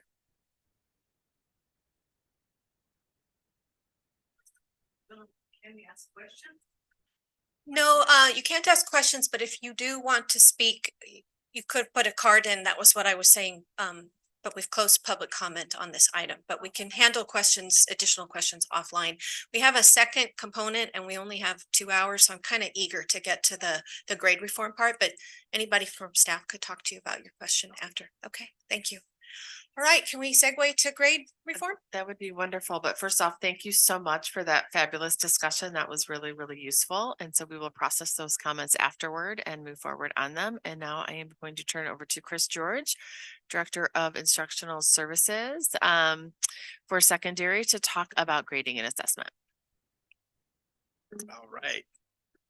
Thank you so much for having us. And if there's a segue between these two topics, because in those last 5 minutes we were discussing about the importance of student choice, and we were discussing the importance of how our some traditional definitions of rigor testing don't align with just looking through that through line between two very disparate topics. Finally heard it at the end. My name is Christopher George. I'm one of the directors of instruction for secondary, and I'm really privileged and honored to be here today. And I thank you for the time. There we go. Thank you. And I thank you for the time, and it's an honor to address the Board of Trustees on this topic. As you recall, we met in a similar format on March 23rd of 2023. And today we'd like to update on our work since then. I'd like to place a little bit of our work in context, give you a little history, review a little bit of what we talked about in March, talk about this year's efforts, and they do surround these three key concepts of time, choice, and feedback, and ask for guidance and talk about our next steps, which include a policy review and update on 4 crucial policies: our grading policy, our homework policy, academic integrity policy, and our grade challenge process. So just as a little bit of history and context, our grade reform committee is in its 5th year of work this year. And that's a testament to those people who keep coming to those meetings and keep working with us on this topic. This year, we put a lot of effort into expanding our membership. At the beginning of the year, we did a lot of outreach, and I'm really pleased to say that it worked. We have a lot more parents and students involved this year. And this year, in fact, over COVID, we lost a little bit of that aspect. We had a lot of kids coming, but we lost a little of that parent contact. This year, we're about a third when it comes to parents, students, and staff, with about 30 people regularly signed up to come to our meetings. So we're really pleased with that. As we talked about in the board workshop in March, we did do that came on the heels of our big professional development day on February 21st, 2023. And then this year, at the beginning of the year, on August 8th and 9th, the first days of school did include a professional development component around the concepts that we're going to talk about today. We talked about our process in March, but I think this is a really important part. This is how we are going about improving our grading and assessment systems in the classroom. We first worked with mindsets, and that was kind of during COVID, when we had some all secondary staff professional development. Just how should we think about grading? How do we think about the interconnection between grading and traditional grading and learning, which is what we actually need our kids to do? And then we shifted to practices. What do we actually want to see happening differently in classrooms? And as it says, that's where we are right now today. That's the work we're engaged in this year, is what's actually happening that's different. Then and only then, I think, can we get to what policies do we need to ensure that grading and assessment helps every kid meet every standard. And that's our really key. At the end of the day, that's what we want all this work to do. It needs to ensure that every student meets every standard so that they're successful in a post-secondary world that's much different than the one that you and I came from. We're in the midst of that practice phase, and we're going to look ahead today to that policy phase. So if we had to state where we are, we're at this point where, you've heard us talk about different things that are happening with grade reform out there. We've seen varying practices happen throughout our district because we have an incredible teaching staff across the board that takes these risks and tries different things, all in the service of helping kids. But we're at the point where we need to take all of that work and change it to systemic practice and policy, to say, okay, now that we've got all these great things happening, how do we funnel that into, this is what we want our district to be and to do when it comes to assessment and grading. So brief refresher on what we want and our goals. We want assessment and grading to be a meaningful driver of instructional design and deep learning. As we move to this deep learning world, we can't transform our education for the future for our students without that having an effect on how we grade and assess kids. We want to honor the importance of grades to our families. We know how important grades are to people. That's not going away. We know that anytime we have this discussion, the first thought in most of our older students' families' hearts and heads is, well, what does that mean for my post-secondary opportunities? What does that mean for college? And academic excellence, meaning that none of this work is going to lessen our demands that every kid learn every standard. And in fact, all of it is geared towards, we want more students achieving at standard, at grade level, and it's all pointed to that. We're not going to lose sight of that at any point. We don't want to lose sight of that at any point. And finally, we need to get to a grading policy renewal, including revisions and updates of the policies that I alluded to earlier.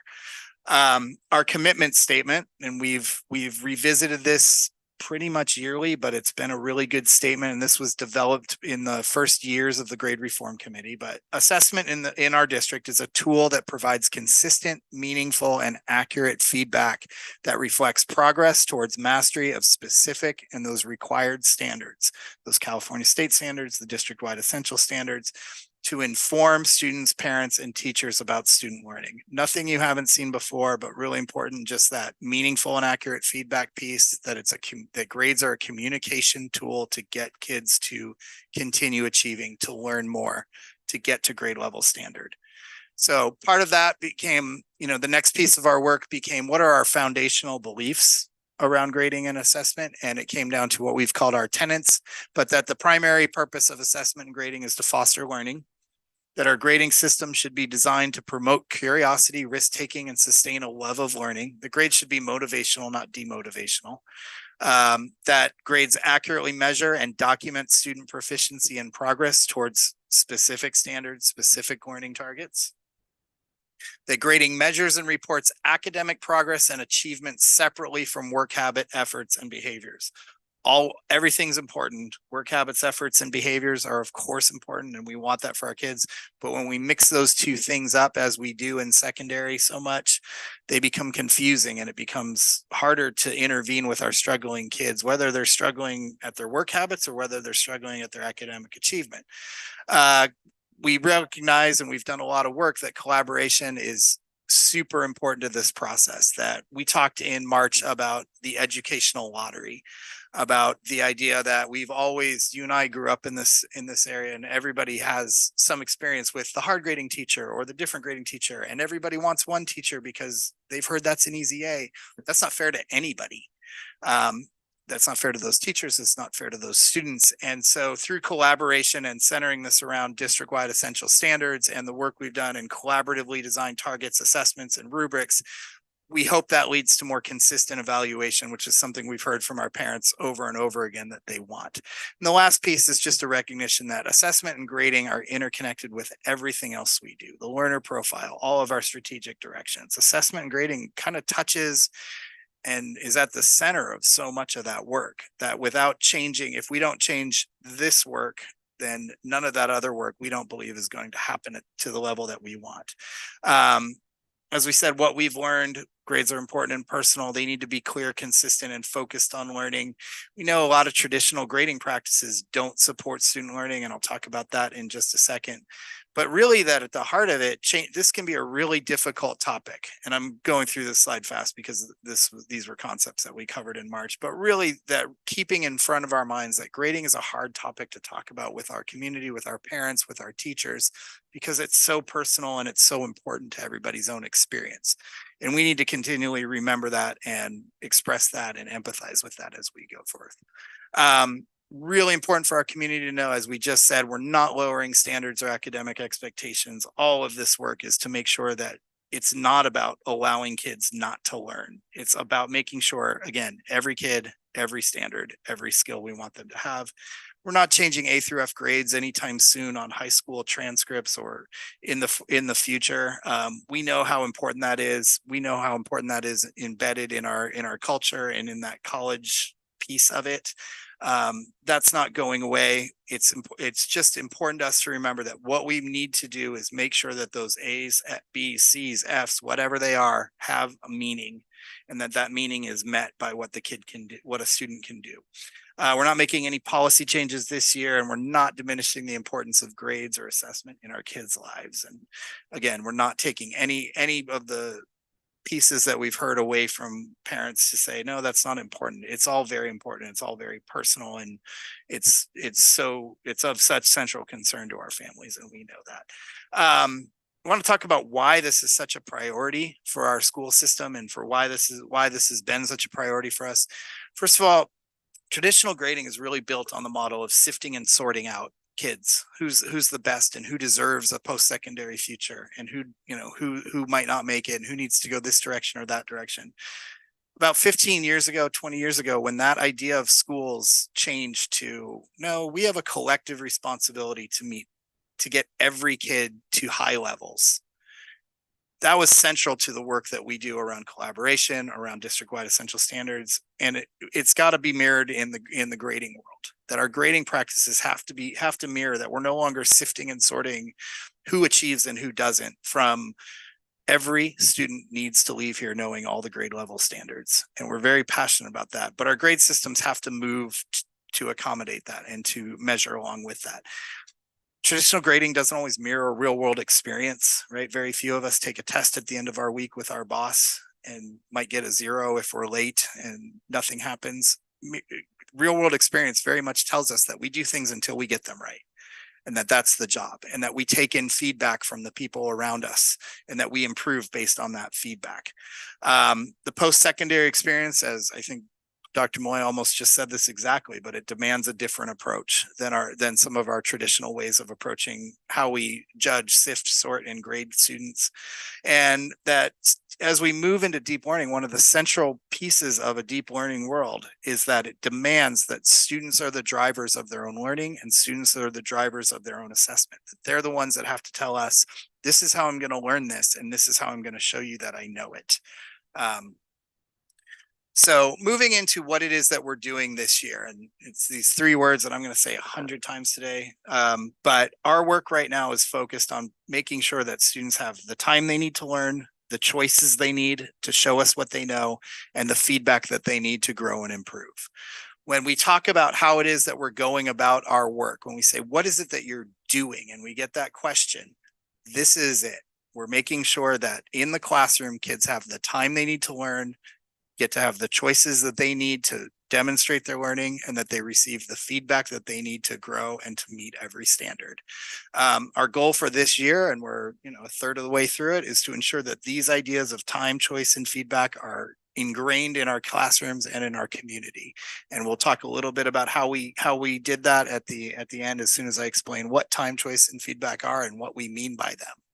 So when we talk about time, we've kind of come up with this operational definition that students have multiple opportunities to show their learning and that their grades accurately reflect where they are rather than their previous failures, right?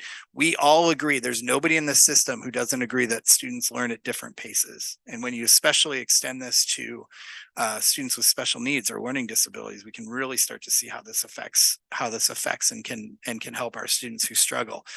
We all agree that we want students to develop resilience, that when they fall, they get back up and they keep going. Our grading systems need to reflect that. We all agree that we can't accept that some students do not learn standards, right? A lot of grading practices are built on, you didn't learn it, we're moving on, right? Maybe you can average that out in the next chapter, right? Oh, you got a 60 and that's a D. Don't worry about that. Just get 100 next time and you'll get a B. That's not how we can operate anymore, right? We have to ensure that every student learns both of those things. And again, grading efforts need to recognize that.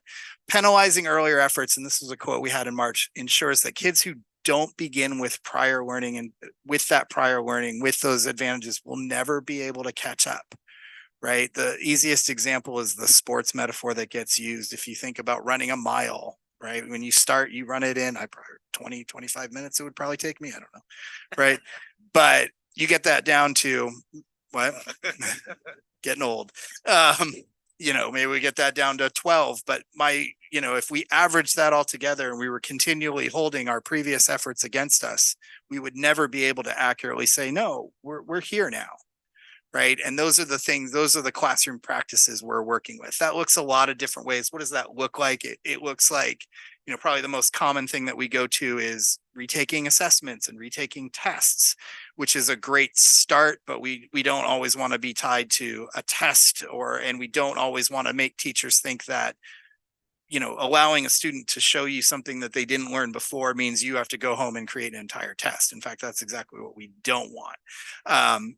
but that's the most common kind of thing that you'll hear now when it comes to how are we giving our kids time. And you're seeing that practice at the elementary, obviously at the elementary school, but you're seeing it a lot more at the middle school. And surprisingly, you know, in the work we've done this semester, we've seen so much more of it at the high school in the last year and a half. And we couldn't be prouder and happier to see that work catch on. The goal of this students have multiple opportunities is that students have chances to engage in learning until they demonstrate proficiency. I mean, again, we can't accept that kids walk away from us not knowing what we need them to know. We can never just say, okay, you don't know it, we're moving on, and you don't have that opportunity to do it again. We need to make sure our practices encapsulate that. We've talked to our high school leadership teams, and like I just said, they're all seeing more and more reports of teachers using time and flexibility. And we're taking data on that throughout the semester so that we can report really accurately on that. But where we've met, you know, I went to a great staff meeting at Doherty Valley a week and a half ago where they had teachers talking about how they're giving their kids time and choice and feedback. And it was really amazing to see it at a high school level. All of it has to honor teachers' work in their time limits. We actually want at the end of this process, teachers grading a lot less than they do, but providing more feedback. We don't want the idea that we have to give kids more time to mean that we have to give teachers more work. And I think that's a really important thing to continually be saying. And I'll talk about what that looks like after we're done with choice and feedback. When we talk about students having greater choice in how they demonstrate their learning, we have already talked about it. You all had a great discussion about it in the ethnic studies piece, which I was heartened to hear. But you know, the deep learning environment requires student choice when it comes to how are you grading us. Choice allows students to design and demonstrate their skill at the method that works best for them. Any one of us at this table, if I said, how many of you viewed yourselves as terrible test takers, could raise their hand and say, oh, I don't think I was a great test taker. Like I sure wasn't. Or we hear that all the time, that kids feel that they're not best test takers. If I were, you know, the simplest example we use is if I were to ask you to demonstrate a simple skill, like how do you make toast? Many of you would demonstrate it in varying ways. Some of you might draw me a picture. Some of you would get a toaster out and just put a piece of bread in it and say, look, that's how I do it. Some of you would explain it to me. None of you would say, I want to take a test on that. But all of you would choose a method of demonstrating that skill to me that's best for you, that works best for you. One of the students in our grade reform meeting last week told a really fascinating story that she was getting tutored by a peer. And she was enamored with how much this student knew about the subject they were talking about. But she felt bad because the tutor student kept saying, I don't take tests very well, and I'm going to end up not doing very well on this. And when the student came to, I believe she said, I ended up doing much better than my tutor on this, even though I knew she knew what she was doing. But because she wasn't great at tests, because she didn't have that choice of how can I show you my learning, that it didn't work out very well. And so often that happens to kids, especially, again, I'm going to go back to when you get into kids with specific learning disabilities, or that, you know, the method may hamper them more than the actual skill. This might be our greatest challenge in shifting our thinking. As we kind of came into this process, we thought, oh, giving kids more time is going to be the tough one. We're really kind of seeing as we do the work on the ground that this one is a harder shift for people, and a harder shift for us than extending deadlines or giving kids second chances and third chances. So that's just been an interesting twist.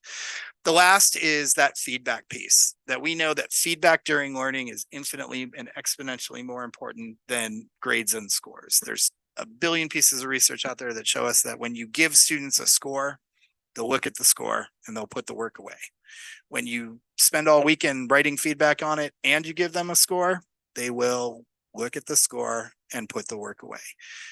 When you spend time with just feedback, that's where learning happens. And that's when kids take in that feedback, they take in the idea of what they need to do better, and they actively learn from that response and from all the work teachers and kids put into giving each other feedback, right?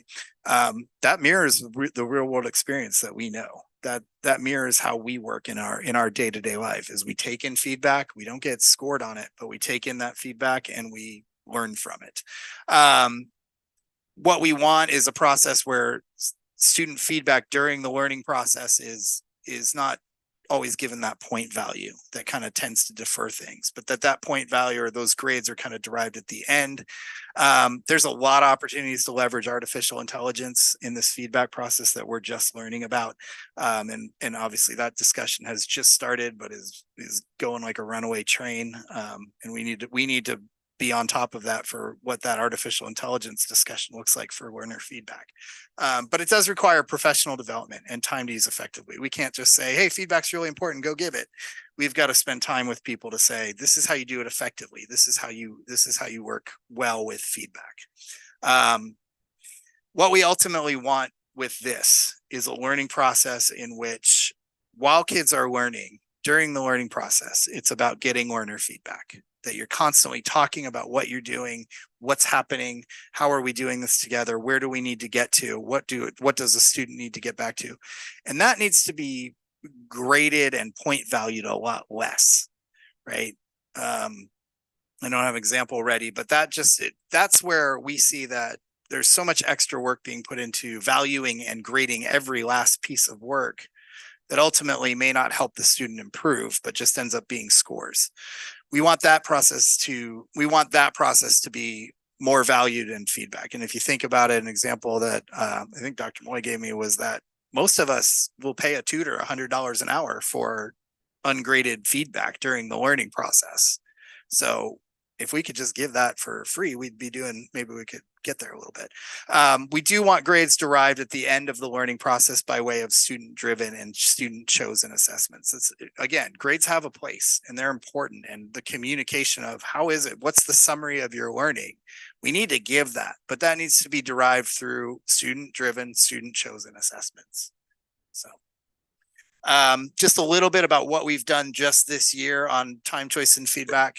We, again, August 8th and 9th, all secondary certificated staff had a module around time, choice, and feedback, and one around collaboration, which involved collaborating around creating assessments. On October 2nd, we met with our site leadership teams to talk about how do you lead this work. We are collecting data just to see what practices are already out there, what practices exist. And the grade reform committee, I'm just going to kind of bring them up briefly. We meet monthly.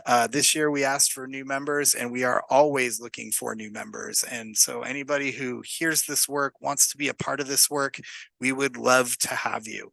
We absolutely want people who might struggle with some of these concepts to come and tell us about what doesn't work and how do we make it work. We don't want to be a room of true believers in any sense of the word, because that doesn't ultimately help us. So we do want more people. Any parents, students, and staff, please email me and join us in those meetings and come and we talk about these concepts and how we can further these concepts and where people struggle with them. So moving to that next step piece, moving to the policy, how do we revise and update and look at the policies and get from that organic growth to the transformation, to transforming that organic growth into systemic policies. We would like to suggest that we review and update the following policies for implementation in August of 2025, about 2 years down the road. So the policies that we need to look at that overall grading policy, 5121, which says that we need to have a comprehensive grading policy. That also includes our add drop policy, which causes students and staff so much stress. We need to look at, are there ways that we can improve that policy? That's embedded in 5121. Our academic integrity policies, how is it that we, when students, especially in the world of AI, we're going to need to look at the academic integrity policy. But when there's cheating or plagiarism, how do we ensure that not only are we discouraging that behavior, but we're also ensuring that kids learned what they had to learn in the first place, right? That bad behavior doesn't get you off the hook for doing the work or doing the learning. The grade challenge procedure and policy right now, I don't think it's a secret to say that that's a difficult process that oftentimes, and I think difficult would probably be understating it, but it's a process that too often pits parents and students against our staff. And that's not, again, one of those things that's just not fair or right to anybody. we need to look at that policy and what do we do when we disagree about a grade, and how do we get everybody working towards on the same side and working towards learning and working for the kid, so that our teachers are not in this position of defending every last piece of feedback they ever gave, and that our parents are also understand that we're there for their students learning. So the last piece is that homework policy. We were one of the first districts in the state to have a homework policy, and that's fantastic. But that was 10 years ago, around 10 years ago, maybe probably even more. But that policy just needs to be looked at and updated. What does homework look like our homework policy look like in a deep learning and innovative world? So that's that. So just a suggested timeline would be that as we leave with your guidance on the necessity to go forward with these policies, but we want to put out that we would like people to join the grading reform committee, and look at those policies with us and help us review those policies. As we go through winter, it's really important to review policies from across the nation, call the best policies from across the nation, across the region, across the state. These policies tend to be all over the place. Some of them are super prescriptive, some of them are more philosophical, and we've got to find the right balance that works for our district and for our community, for our parents and for our students and staff. In spring, we need to initially make a policy draft, and that's got to be with input from every community partner that wants to have input on it. Most importantly, our students and our staff. Our parents need to have input on that, and I think that's gonna be a lengthy, intense process, just because of the nature of what we're talking about here. We need to continue taking input from everybody and revising throughout fall, with looking at spring of 2025 for finally approving and starting the professional development from spring to summer, and finally with implementation in the fall. So that's just a proposed timeline from very far out from where we are right now. But some of the things we've learned throughout this work, and again, some of this is not new, but we need to be constantly listening to external and internal feedback from around the ideas of time and choice and feedback. We need our leadership teams to be able to articulate very well time and choice and feedback. The hope is that within the next 2 or 3 months, they'll be discussing those concepts and articulating those concepts at site council meetings, so that we're going out to people with our messaging about what it is that we truly want, and not requiring people to come to us when they don't always do that. We need to continue taking data on where our staff practices are in time and choice and feedback. We began that process in the Doherty Valley, thanks to Evan Powell's leadership. And it was really surprising that we were seeing much more use of time and choice than we may have thought we would have at the outset. We need to keep asking ourselves, especially as we move into a policy process, how do we continually engage our parents? How do we continually create spaces where they can come and talk to us or get their questions answered? And then kind of a little bit about what we've learned in this process also. All of this works together with the emphasis on collaboration that we've created in the last year, making sure that not only do our sites have the time, but they have the guidance on what they're collaborating around, and assessment and grading is a huge part of that.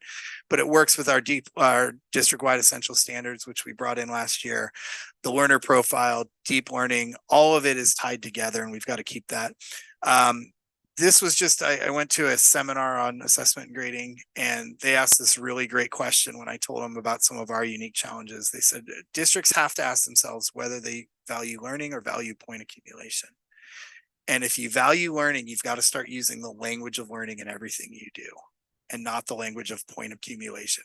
That we don't want to be talking as a system about, well, why didn't my student get an A? We want to be talking as a system about what do they need to learn if they didn't get where we want them to be. And everything needs to revolve around that language. So I thought that was just a very interesting question for us, and for us to just kind of ponder as a community. We need to ensure that our learning management systems can communicate what it is we want to do. We have made Schoology work, and that's thanks to the tireless work of our teachers, and they have done great with it. I am on every social media group around grading that you can find, and there is no perfect program out there that seems to work somewhere in the world that does everything that we want everybody to be able to do, that honors the teacher autonomy we have in our district, that honors, the kind of language of learning. So we've got to make sure that our learning management systems reflect that.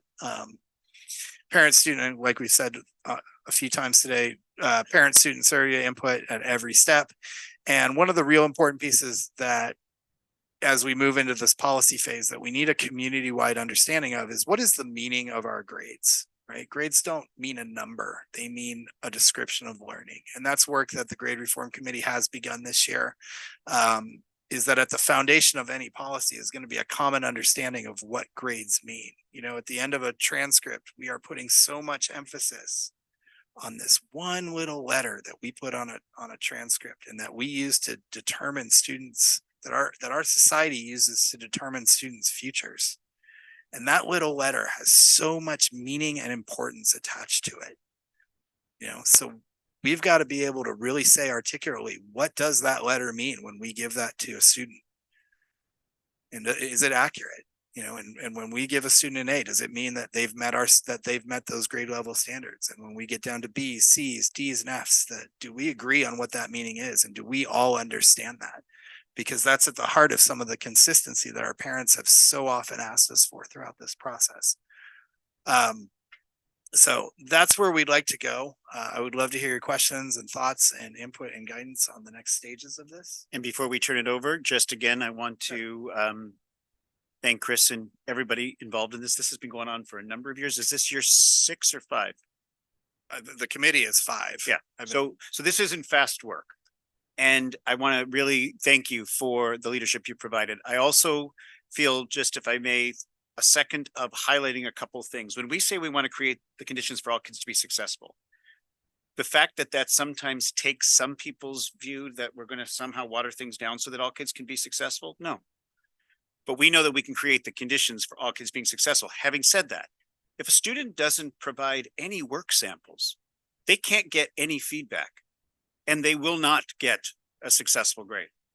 I want to say it that way on purpose because the whole purpose of this is we understand the standards, we're providing a multitude of learning opportunities, and we're providing feedback so kids can get better. If they're not participating in that, we've got a job to do with our parents to help them participate, but they're not getting any grade for that. But still creating conditions for all kids to be successful is key. Second, there will be tests as one example of assessment. There are many other examples of assessment. Third, we do have a policy right now that I inherited with you that says that it's my job to ensure that we have a consistent assessment process in our district.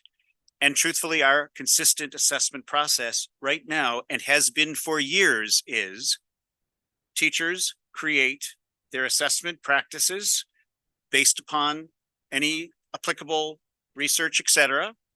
They communicate those practices and they follow those practices. So I'm the first person to admit to you and to our community is that is not a level of consistency that I believe is what that policy intends. Having said that, we're on year 5 and we're still moving slowly because we know that we have to keep doing this work effectively, but we do need policy in this area that is a bit more consistent. Third and last comment. It's been crossing my desk that as other districts have worked through their dimension of this, that we might be following them.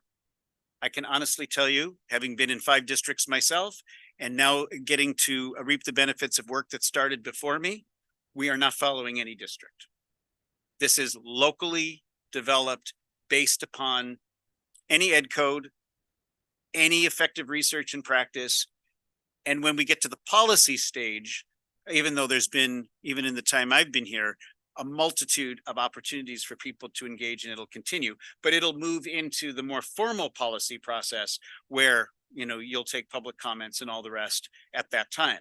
But when we get there, we will have already continued this discussion pretty much every 4 to 6 months in public sessions like this, but also a lot of public sessions that Chris's team facilitates regularly. And we will continue to do that as well. Because at the end of the day, our goal is for our kids to have the learning environments and conditions to be effective learners, not just test takers.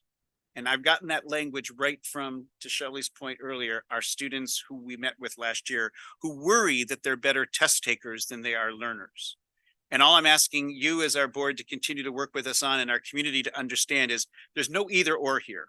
They do need to be good test takers and so much more, not or. So I'm hoping that as we keep doing this work led by Chris and team, that we are helping more and more people understand exactly what we're doing and why, and hopefully getting ourselves to a much better place, so that when we do create that policy for your consideration, and hopefully you approve it, that we have actually taken into account, probably at that point, 7 years of pretty much started as a pilot, moved to more people being involved, now connected to some district-wide parameters that aren't in policy yet, leading towards policy, which will be a lot clearer and hopefully more consistent, and hopefully more in the spirit of what I believe the existing policy was expecting, but I think needs, obviously, from what we've been saying, a bit more work. So, thanks. So I can't believe it's been 10 years since we sat at Charlottewood in the staff lounge, hashing out a homework policy for the district. That's amazing to me. Wow, it is time to revisit that. I have the privilege of being on the grading committee, reform committee with you. And I want to say that I appreciate everything that you've done. All the work that you've done has been invaluable. And when I hear the feedback from the students involved in that group, I know we're on the right track. We might not have all the pieces in place yet, but we're on the right track. I know with my own kids, I watched both of them go down the rabbit hole when they get penalized for all the things they've failed at before, and then get discouraged about learning. And a lot of the students talked about this, because you can't get yourself out of that hole. And, you know, my son, not a good test taker. He's a pretty good learner, but tests were not his thing. And so he suffered a lot from that, especially in high school. I know that there are teachers in the district now that are doing some of these practices with the students. Do we have any feedback or data on any of that from those groups that are participating in some of these things, to see where the students are as far as what they've accomplished? We have some loose feedback from one high school, and we're taking that, and we want to give that same survey with a little bit of tweaking to all of our, at least high school. But we can expand it to those schools too. And so when we Bring talk, that back to you. okay, that would be valuable, I think, especially to the community who are maybe not as comfortable with some of these concepts. The concept of time, giving extra time. So I think sometimes some of the feedback I've heard from parents is, well, then, you know, you're not holding them accountable to turning in things on time. And that's not a good thing, because then they're not going to be responsible or whatever. We talked about this a little bit in the committee meetings, about guardrails that teachers would have for how to deal with the various situations that come up with different students. For example, a student who asks for extra time, but then doesn't show up to do the work, as Dr. Malloy talked about. I just want to make sure that everybody understands that this is not a free pass to do nothing. It's a way for us to accurately have a reflection in a grade of the mastery of a subject. And we have to have different ways to be able to do that, because not all students learn the same way, like, for example, my son. So what kinds of things are you thinking about as far as how to put parameters around that? And also, professional development for our teachers is going to be, I think, for those that aren't participating, very, very important, so that they can understand how to implement this, because I think some of them are a little afraid of more work rather than less work, as you alluded to. Mm-hmm. Yeah, and that, I mean, some of it's counterintuitive, but this is absolutely about, we can do this without requiring, I mean, I think we said this in the last meeting, but one of our ultimate goals is that teachers never grade on a weekend because feedback is happening in real time during a classroom. But when we talk about accountability, and that's a really a great question, but accountability comes in all kinds of forms. And the piece about giving kids time is the accountability is in that we don't accept that you didn't do the work. If you didn't do it today, you're doing it tomorrow. If you don't do it tomorrow, you're doing it the next day. Because we can't, as a system that wants every kid to learn every standard. That, you know, as someone said, like Rick, I think it was Rick Wormley said, the consequences of not doing work need to be doing the work. The consequences of not learning something need to be not learning something. There can be behavioral consequences for lots of things. And there are behavioral consequences for lots of things. But one of those consequences cannot be a school system saying to its students, you don't get to learn that standard that we said was essential because we're upset with that you did it late. It just can't be us that says to kids, no, we're not going to let you do it. It needs to be us that says, you're still doing that. Don't think you're getting out of it, right? Because that's what accountability and learning looks like through this lens.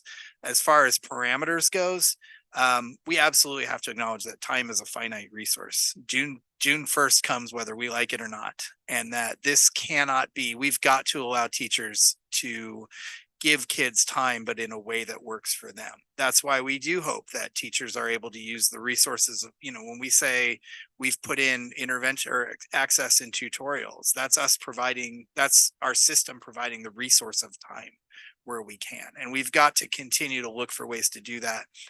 It is a finite concept. It's not forever. And it never needs to be if you don't want to do it just because you don't feel like doing it today, you can do it tomorrow. That's not what this is about. It's more of an accountability to a higher standard of saying, if you don't do it, you're going to still do it. If you don't learn, we need you to still learn that. And if I can just add, this also shifts the whole focus on why we're talking about deep learning. The concept of content, when content is all around us with all the tools we're all carrying, has to shift. Volume of work does not mean depth of work. This is not just a San Ramon thing. Assigning more things does not necessarily bring about more practice. So when you think about the fact that content is at our fingertips, and frankly, we got to learn to understand if it's accurate or not. And then secondly, deep learning tasks might be fewer, but more complex. And three, everything that we've always known about learning is practice. You don't learn anything without practice. And yet when you look at actually what we've been doing for 100 years, because it does connect to the Carnegie Unit of 1909, I keep saying that, this is 100 and some years now, it's all less about practice, less about complex, deep ideas, more about content, and more about testing for content. And again, there's some place for that, but that's why this shift is so important, because it's much more about helping kids go deeper with lots of practice to get the feedback they need to learn those deeper and more complex ideas that they can take with them when they're far beyond us after graduation. I have a question with regard to feedback, right? So in elementary, I think it's much more clear because there are like, parent-teacher conferences, and we could say it needed. And secondary, how is feedback given? And I think I heard you say a little earlier that hopefully it's within the classroom, right, environment, that teachers and students are actually giving each other feedback. So we want to honor time, choice, and feedback, actually both for the student and the teacher. But it's but again, is there a I know currently the students are given like a report card during the process, right? Before they get to the final semester grade, they're giving a report card during first term or third term, right? Towards the second semester. And there's a grade there. But like, how is there more feedback, or is it just that like, oh, here's your report card, you're, have a B right now? Are there more feedback than, again, just the grade right now? Well, that's what we want. That's what we want to get to is, and that's where I think professional development comes in, is that we do need to spend some time saying, this is how you give that effective feedback. Is it in writing? Is it discussion? Is it setting up peer-to-peer feedback? You know, some of the James Hattie research says that the best feedback is the feedback you derive yourself against a rubric and a criteria. There's so many creative ways and so many amazing ways that our teachers give feedback during that formative learning process. You know, you can think exit tickets, you know, quizzes in a way, just checking in, and, you know, teacher conferencing with one-on-one conferencing. There's just so many ways of giving learner feedback that we've kind of got to provide teachers with those tools of how they do that. The report card that comes out once a first quarter is a form of feedback. It's a score. And it, you know, I think for students who are fine, I'm getting that A, it comes out and it goes away. I think what we need is for any student that isn't where we need them to be at that point. We need to create the avenues for that feedback to be. You know, do we want it in writing? Do we want it discussion? How do we make it easier for teachers to give that feedback? You know, and I think if we leverage artificial intelligence, there's a lot of opportunity there. But one of the things, you know, it goes so far as we've put in, you know, when we've talked about progress reports, putting in drop-down menus so that you can choose what you're saying to the kid from a pre-selected menu. But there's so many ways of doing that the report cards and conferences are just one of many. Okay, so that's still to be developed. It is, but I just wanted to highlight, Trustee Brett and I recently saw a class at one of our high schools, and they're using building thinking classrooms philosophy. And this is just an example that I thought was really brilliant, because the teacher essentially stands in the center after, you know, explaining how to do the work for maybe 15 minutes. And then the students have to get up in small groups, 2 or 3 students, and they go all around the room, and they have large posters. So she can stand in the middle of the classroom and look around and instantly see who's understanding it, who's not understanding it. She can go over and give immediate feedback and support, as opposed to maybe when I was in high school doing my homework quietly at the last 10 minutes of class, going home, maybe not understanding how to do it, doing it wrong, and not finding out until the next morning when we correct the homework in class. And so that's just one of many examples that I thought was really, really powerful in a math class, in a moment that teacher is able to give feedback and redirect before they get those misconceptions kind of stuck in their brain. Yeah, and I would add too, with that class, what we saw, she had them split into small groups of 3. And so the students in their individual cohort are able to give each other feedback as well and learn from each other. And so that's, again, that opportunity of voice and choice and being able to really be engaged in how you're learning and how you're understanding, right? Because we know that reteaching also is a way of learning. And I also will say, so as someone who, you know, I've 4 kids and they're close in age, and I've kind of seen this shift in real time with my kids, my oldest, who's now, you know, a sophomore in college, and, you know, how his classes changed, and now my younger kids who have the same classes that he had 4 or 5 years ago, and seeing the difference in the way that the way that assessment is being done. And I have seen in my own home with my own 2 children as juniors, how this year it has been different and has been better. They're not having the same experience of not understanding at the beginning and then feeling the level of not having confidence, that then they would shut down, and then they would kind of self-fulfill what happened early in class, and seeing the teachers, you know, giving them opportunities to relearn, and the feedback that is shown, whether it's in Schoology or in that first quarter report card on Infinite Campus, where some of the teachers were providing the feedback of why this is this grade, and this is, you know, not going into details, but giving the specifics, so that then I have that as a parent. I can see that it isn't just that my kid isn't doing the work, it's that there's going to be these opportunities, there have been these opportunities, and there's still room for learning, not just, well, this is where it's at and now this is where it's going to go. And so I really, really appreciate all of the work, and I see it on the ground, and I see it in my kids' social emotional well-being and their education. They're actually, anyway, I could go on. One question though that I have is, how does this shift evolvement of assessment translate into a college assessment? So,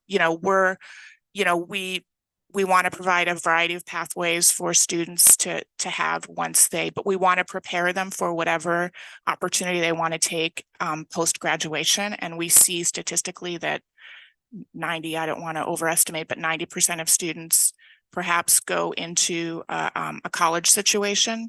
And so then when we think about what college looks like, and I know it's dependent on the school that they go to and the professor that they have, but the status quo on average is a midterm and a final, a paper and a final, that type of thing. So it's that kind of 1 or 2, maybe 3 chance kind of opportunity to show what you've learned. And so for a student that's graduating high school and stepping into that freshman class, are they prepared to be able to handle that type of situation?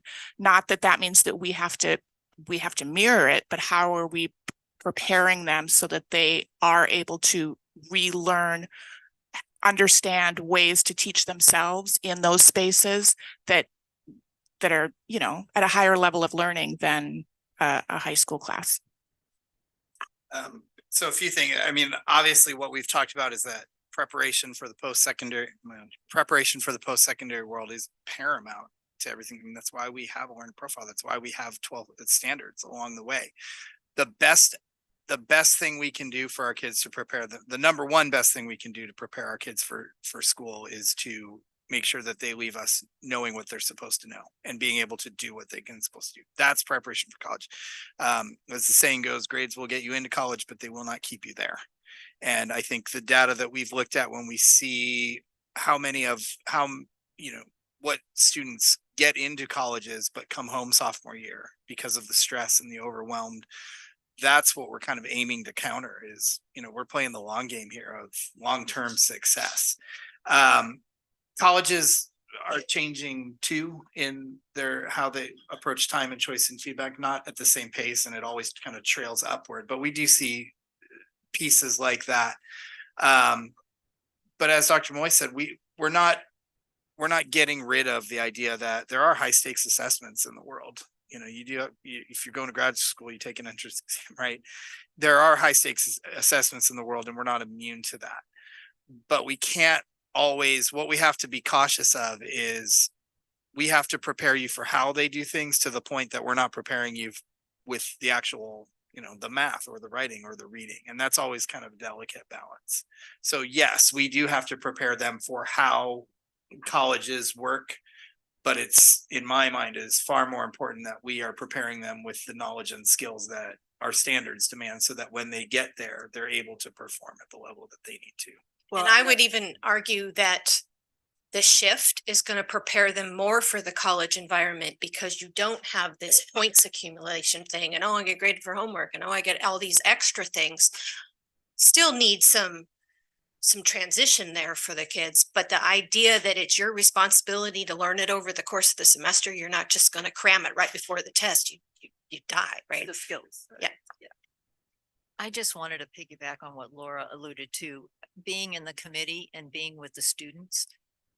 The social emotional piece of this, the emotional piece, and the stress levels of our high schoolers are very high.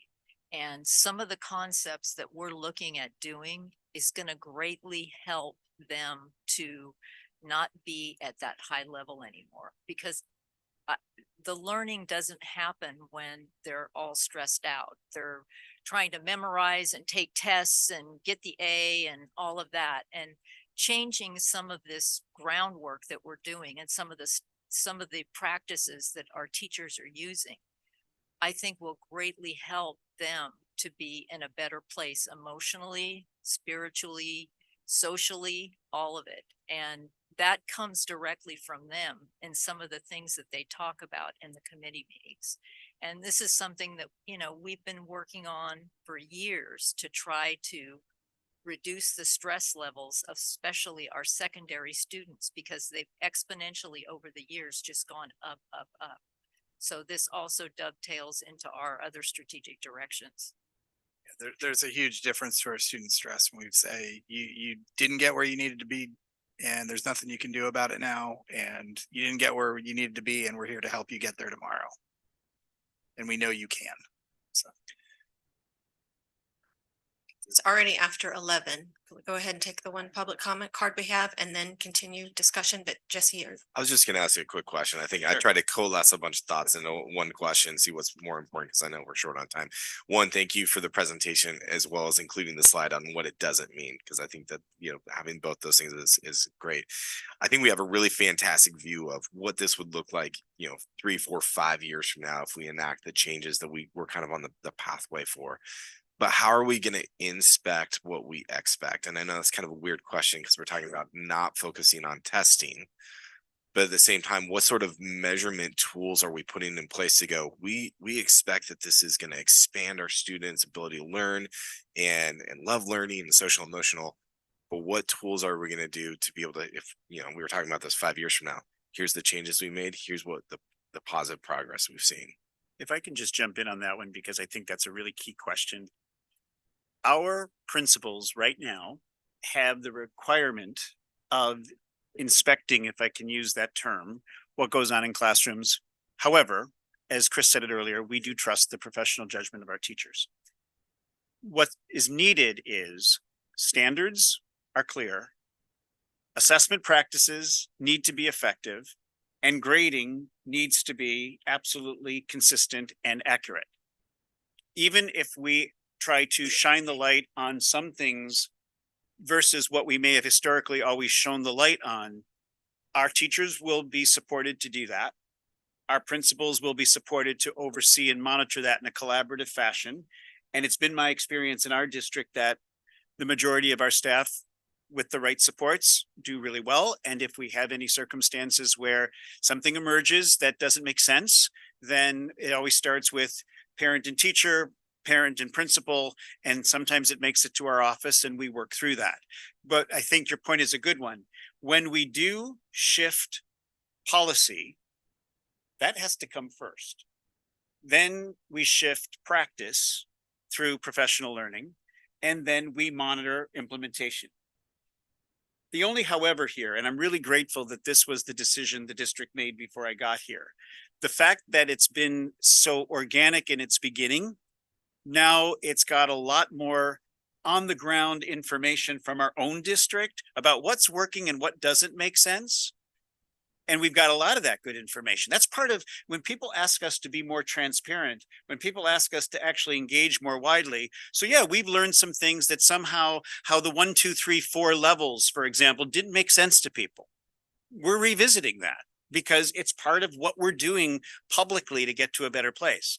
So I am going to be firmly confident that by the time we get to policy, it will be at least 7 years, all done publicly with a lot more discussion. So we might be back here in 6 months with 3 or 4 different slides that come from what happened in the next round of engagement. But back to your point, I think it's whether the expectations are what they are now or they shift. We have policy, we support practice, and then we have to monitor implementation and the breakdown. If there's a breakdown, it usually comes with how teachers and parents work together, or how teachers, parents, and principals work together. And at times we are involved at the district level. okay, so can we do the public comments? We just have one card from Mr. Arata. Anybody else want to submit a card?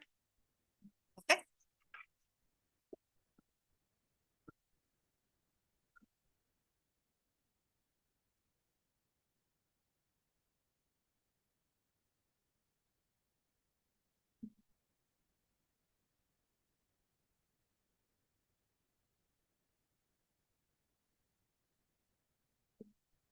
The push to rid local schools of traditional grading practices, as you heard Chris say, has been underway for 5 years here.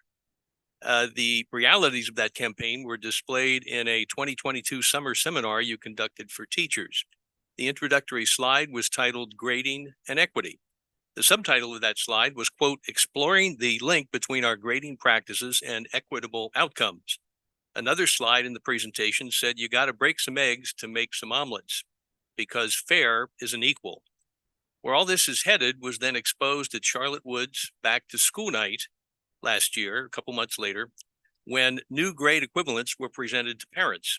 Those showed a grade of A for scores of 75 to 100%, B's at 60 to 74, C's at 37 to 59, and D's at 25 to 36%. A key promoter of altering the grading system is at Stone Valley Middle School. Her report to other CTA activists 21 months ago said that she had already eliminated D's from all of her classes at Stone Valley. So it should be no surprise, unfortunately, that Charlottewood and Stone Valley were the district's lowest scoring middle schools amid very poor results district-wide. The sign has very fine print, and so you may have trouble if you're looking at home and seeing some of it. You may want to enlarge a still shot from the video. There's a lot of information. The numbers can be reviewed more fully at srvexpositor.com at the Grading for Equity page. Predictably, future results will be even worse as Grading for Equity takes hold. Among the thought exchange's higher scoring stars and rating combinations, one said to keep regular A, B, C, D, F grades. That comment characterized Grading for Equity as a scam designed to make poor performing schools look better arbitrarily. Last year, Tom Stuckel, a Chicago area English teacher with 24 years of experience, resigned due to the Grading for Equity demands and pressure which had been imposed upon him. Specifically, he cited such impositions as not being able to score homework, also lax revision policies, work that was often weeks late because of extended and sliding due dates. He observed that such practices led to laziness, apathy, and disrespect among students. My guess, as a successful once upon a time 20-year teacher myself, is that your own teachers will find Grading for Equity, or whatever you may call it now, to be a chaotic mess. I certainly would have resigned myself despite having students who won the state science fair and the state chemistry exam. So again, for the sake of your teachers as well as the kids, and to satisfy what parents expect, keep in mind what is needed. Long and short, once again, deep learning and its associated jargon is a deep fake. Okay. Any other comments from trustees? Chris, did you have any guidance? This is really more of an update for us. You aren't looking for direction. Just, I think looking for that we'd like to start the process. These are important policies. Sorry. I apologize. These are important policies that we begin to start looking at, and we'd like to begin that process. And I think the only other thing I'll add is emphasizing what I said just before the public comment, which is when we are practicing different things and hear that it has a reaction, like the level 1, 2, 3, and 4 that our public speaker was referring to when percentages were just placed in front of the camera. We learned that that was confusing people. So we've shifted how we think about that. Similarly, when we've heard what equity means for some people in relationship to grading, where some kids will just get a leg up because of who they are, we've shifted that in light of that public engagement. So I think the most important part that I hope, board, you're hearing, and if anyone's paying attention in our community about this, that's what public engagement means. Something happens, we get a response that, no, we don't intend for that response to be what people think. What do we need to do about it? We bring the committee together, Chris facilitates, that's not what we intend. So we've moved because of that, and an A, 90 to 100, traditionally can still be tied to standards and everything we've talked about here. And again, by the time we get to the next workshop, I'm hoping, because this is a really important learning process, not just an implementation process, that we will learn new insights that we will bring to you as part of that work going forward. So again, I I'm excited about being a part of something that has so many steps and is going slower so that we get it right for our students. And while we are getting it right for our students, please know that the practices that are existing now that we're learning from, and frankly, the other part I'll share, because we've had a policy that said teachers can communicate and we monitor. This type of grading that we're talking about has happened in some classrooms in this district for 20 years. And we can name the teachers who've been doing it. And some of them have actually won the County Teacher of the Year award, but that's a whole nother story for another day. So this is not new in some classrooms. It's new for us to be talking about it as collectively as we are, but it's not new in some classrooms. Even when we go back and when we look at those teachers' data in terms of the students' achievement, it's pretty exceptional. So that's part of the other piece I wanted to. Thank you for adding that clarification, because I think there can be a lot of harm done in a community when you make assumptions about that, oh, because at this school, they've talked about this kind of grading shift. Therefore, based on the actions of a few teachers in a given school site, it now transforms to drawing conclusions about standardized test data for an entire school. It's correlation, but correlation gone bad. I mean, it's rather meaningless. The other thing, I was on the grading committee for the first 4 years, and then Laura and Shelley both expressed interest on being on it, so now they're both on it. But in the very beginning, it was a very authentic kind of process, and most of the participants were educators, but who are also parents. And I think a lot of them struggled with the system, not just in terms of fairness, if you want to frame it around equity, but just that the whole point system was getting in the way of learning. And I was at Monte Vista with Dr. Malloy when that student so eloquently said, I feel like I'm a great student in terms of achieving on tests and accumulating points, but not at learning. And I think about my own kids' struggle, to kind of segue with Shelley, and I'm not talking about the two who have learning disabilities. I'm talking about the very typical student who went through elementary school on fire, got feedback all the time. 5th grade was a weird year. I'm looking at Cindy because she was similar kind of thing. And it was a rough year because of that teacher's kind of feedback. It was judgmental. It wasn't encouraging. It wasn't focused on the academic pieces. It was on all these other stuff. And then he went to middle school and he jumped into this points-driven system, which, if you think about it, makes learning very transactional. I'm going to do this. You're going to give me some points. I'm not going to do this because you're not giving me points. You hear kids say, that's ridiculous. We've had standards-based grading in our elementary schools forever. The report card is standard-based. The learning, the different skills you learn in elementary are all a progression to the end of the year. And the only thing that matters is the end of the year and going on to the next year, and not you're in this class because you met all standards or that. It all is a continuous learning process. So this isn't that revolutionary. It's taking the stuff that we all know works and lifts kids up and keeps them going, rather than creating this artificial point system that doesn't encourage learning, but has this really distorted sense of fairness.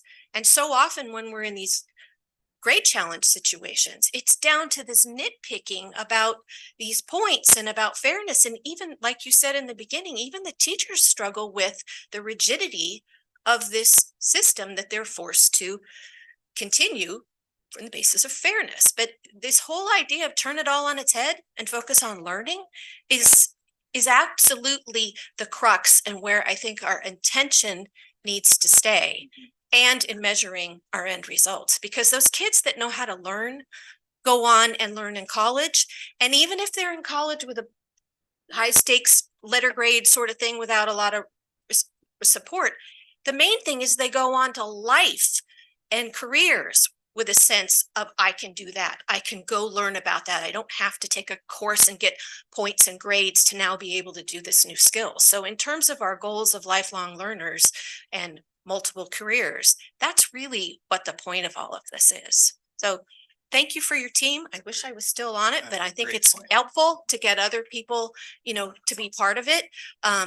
And I love that now we're at a point where we have the student and parent feedback.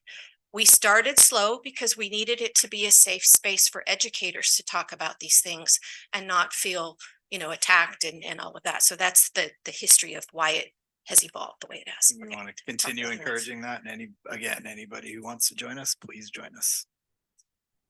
Anybody else? Just really quick to close the loop on what our public comment said, as well as to be able to get kind of your feedback on that, Chris, as well as Dr. Moy. I think you hit on it as well too. What the public comment was saying about, eliminating Ds in individual classes, would you say that that's more of a symptom of our current policy and not necessarily going to be an outcome of what we're trying to do?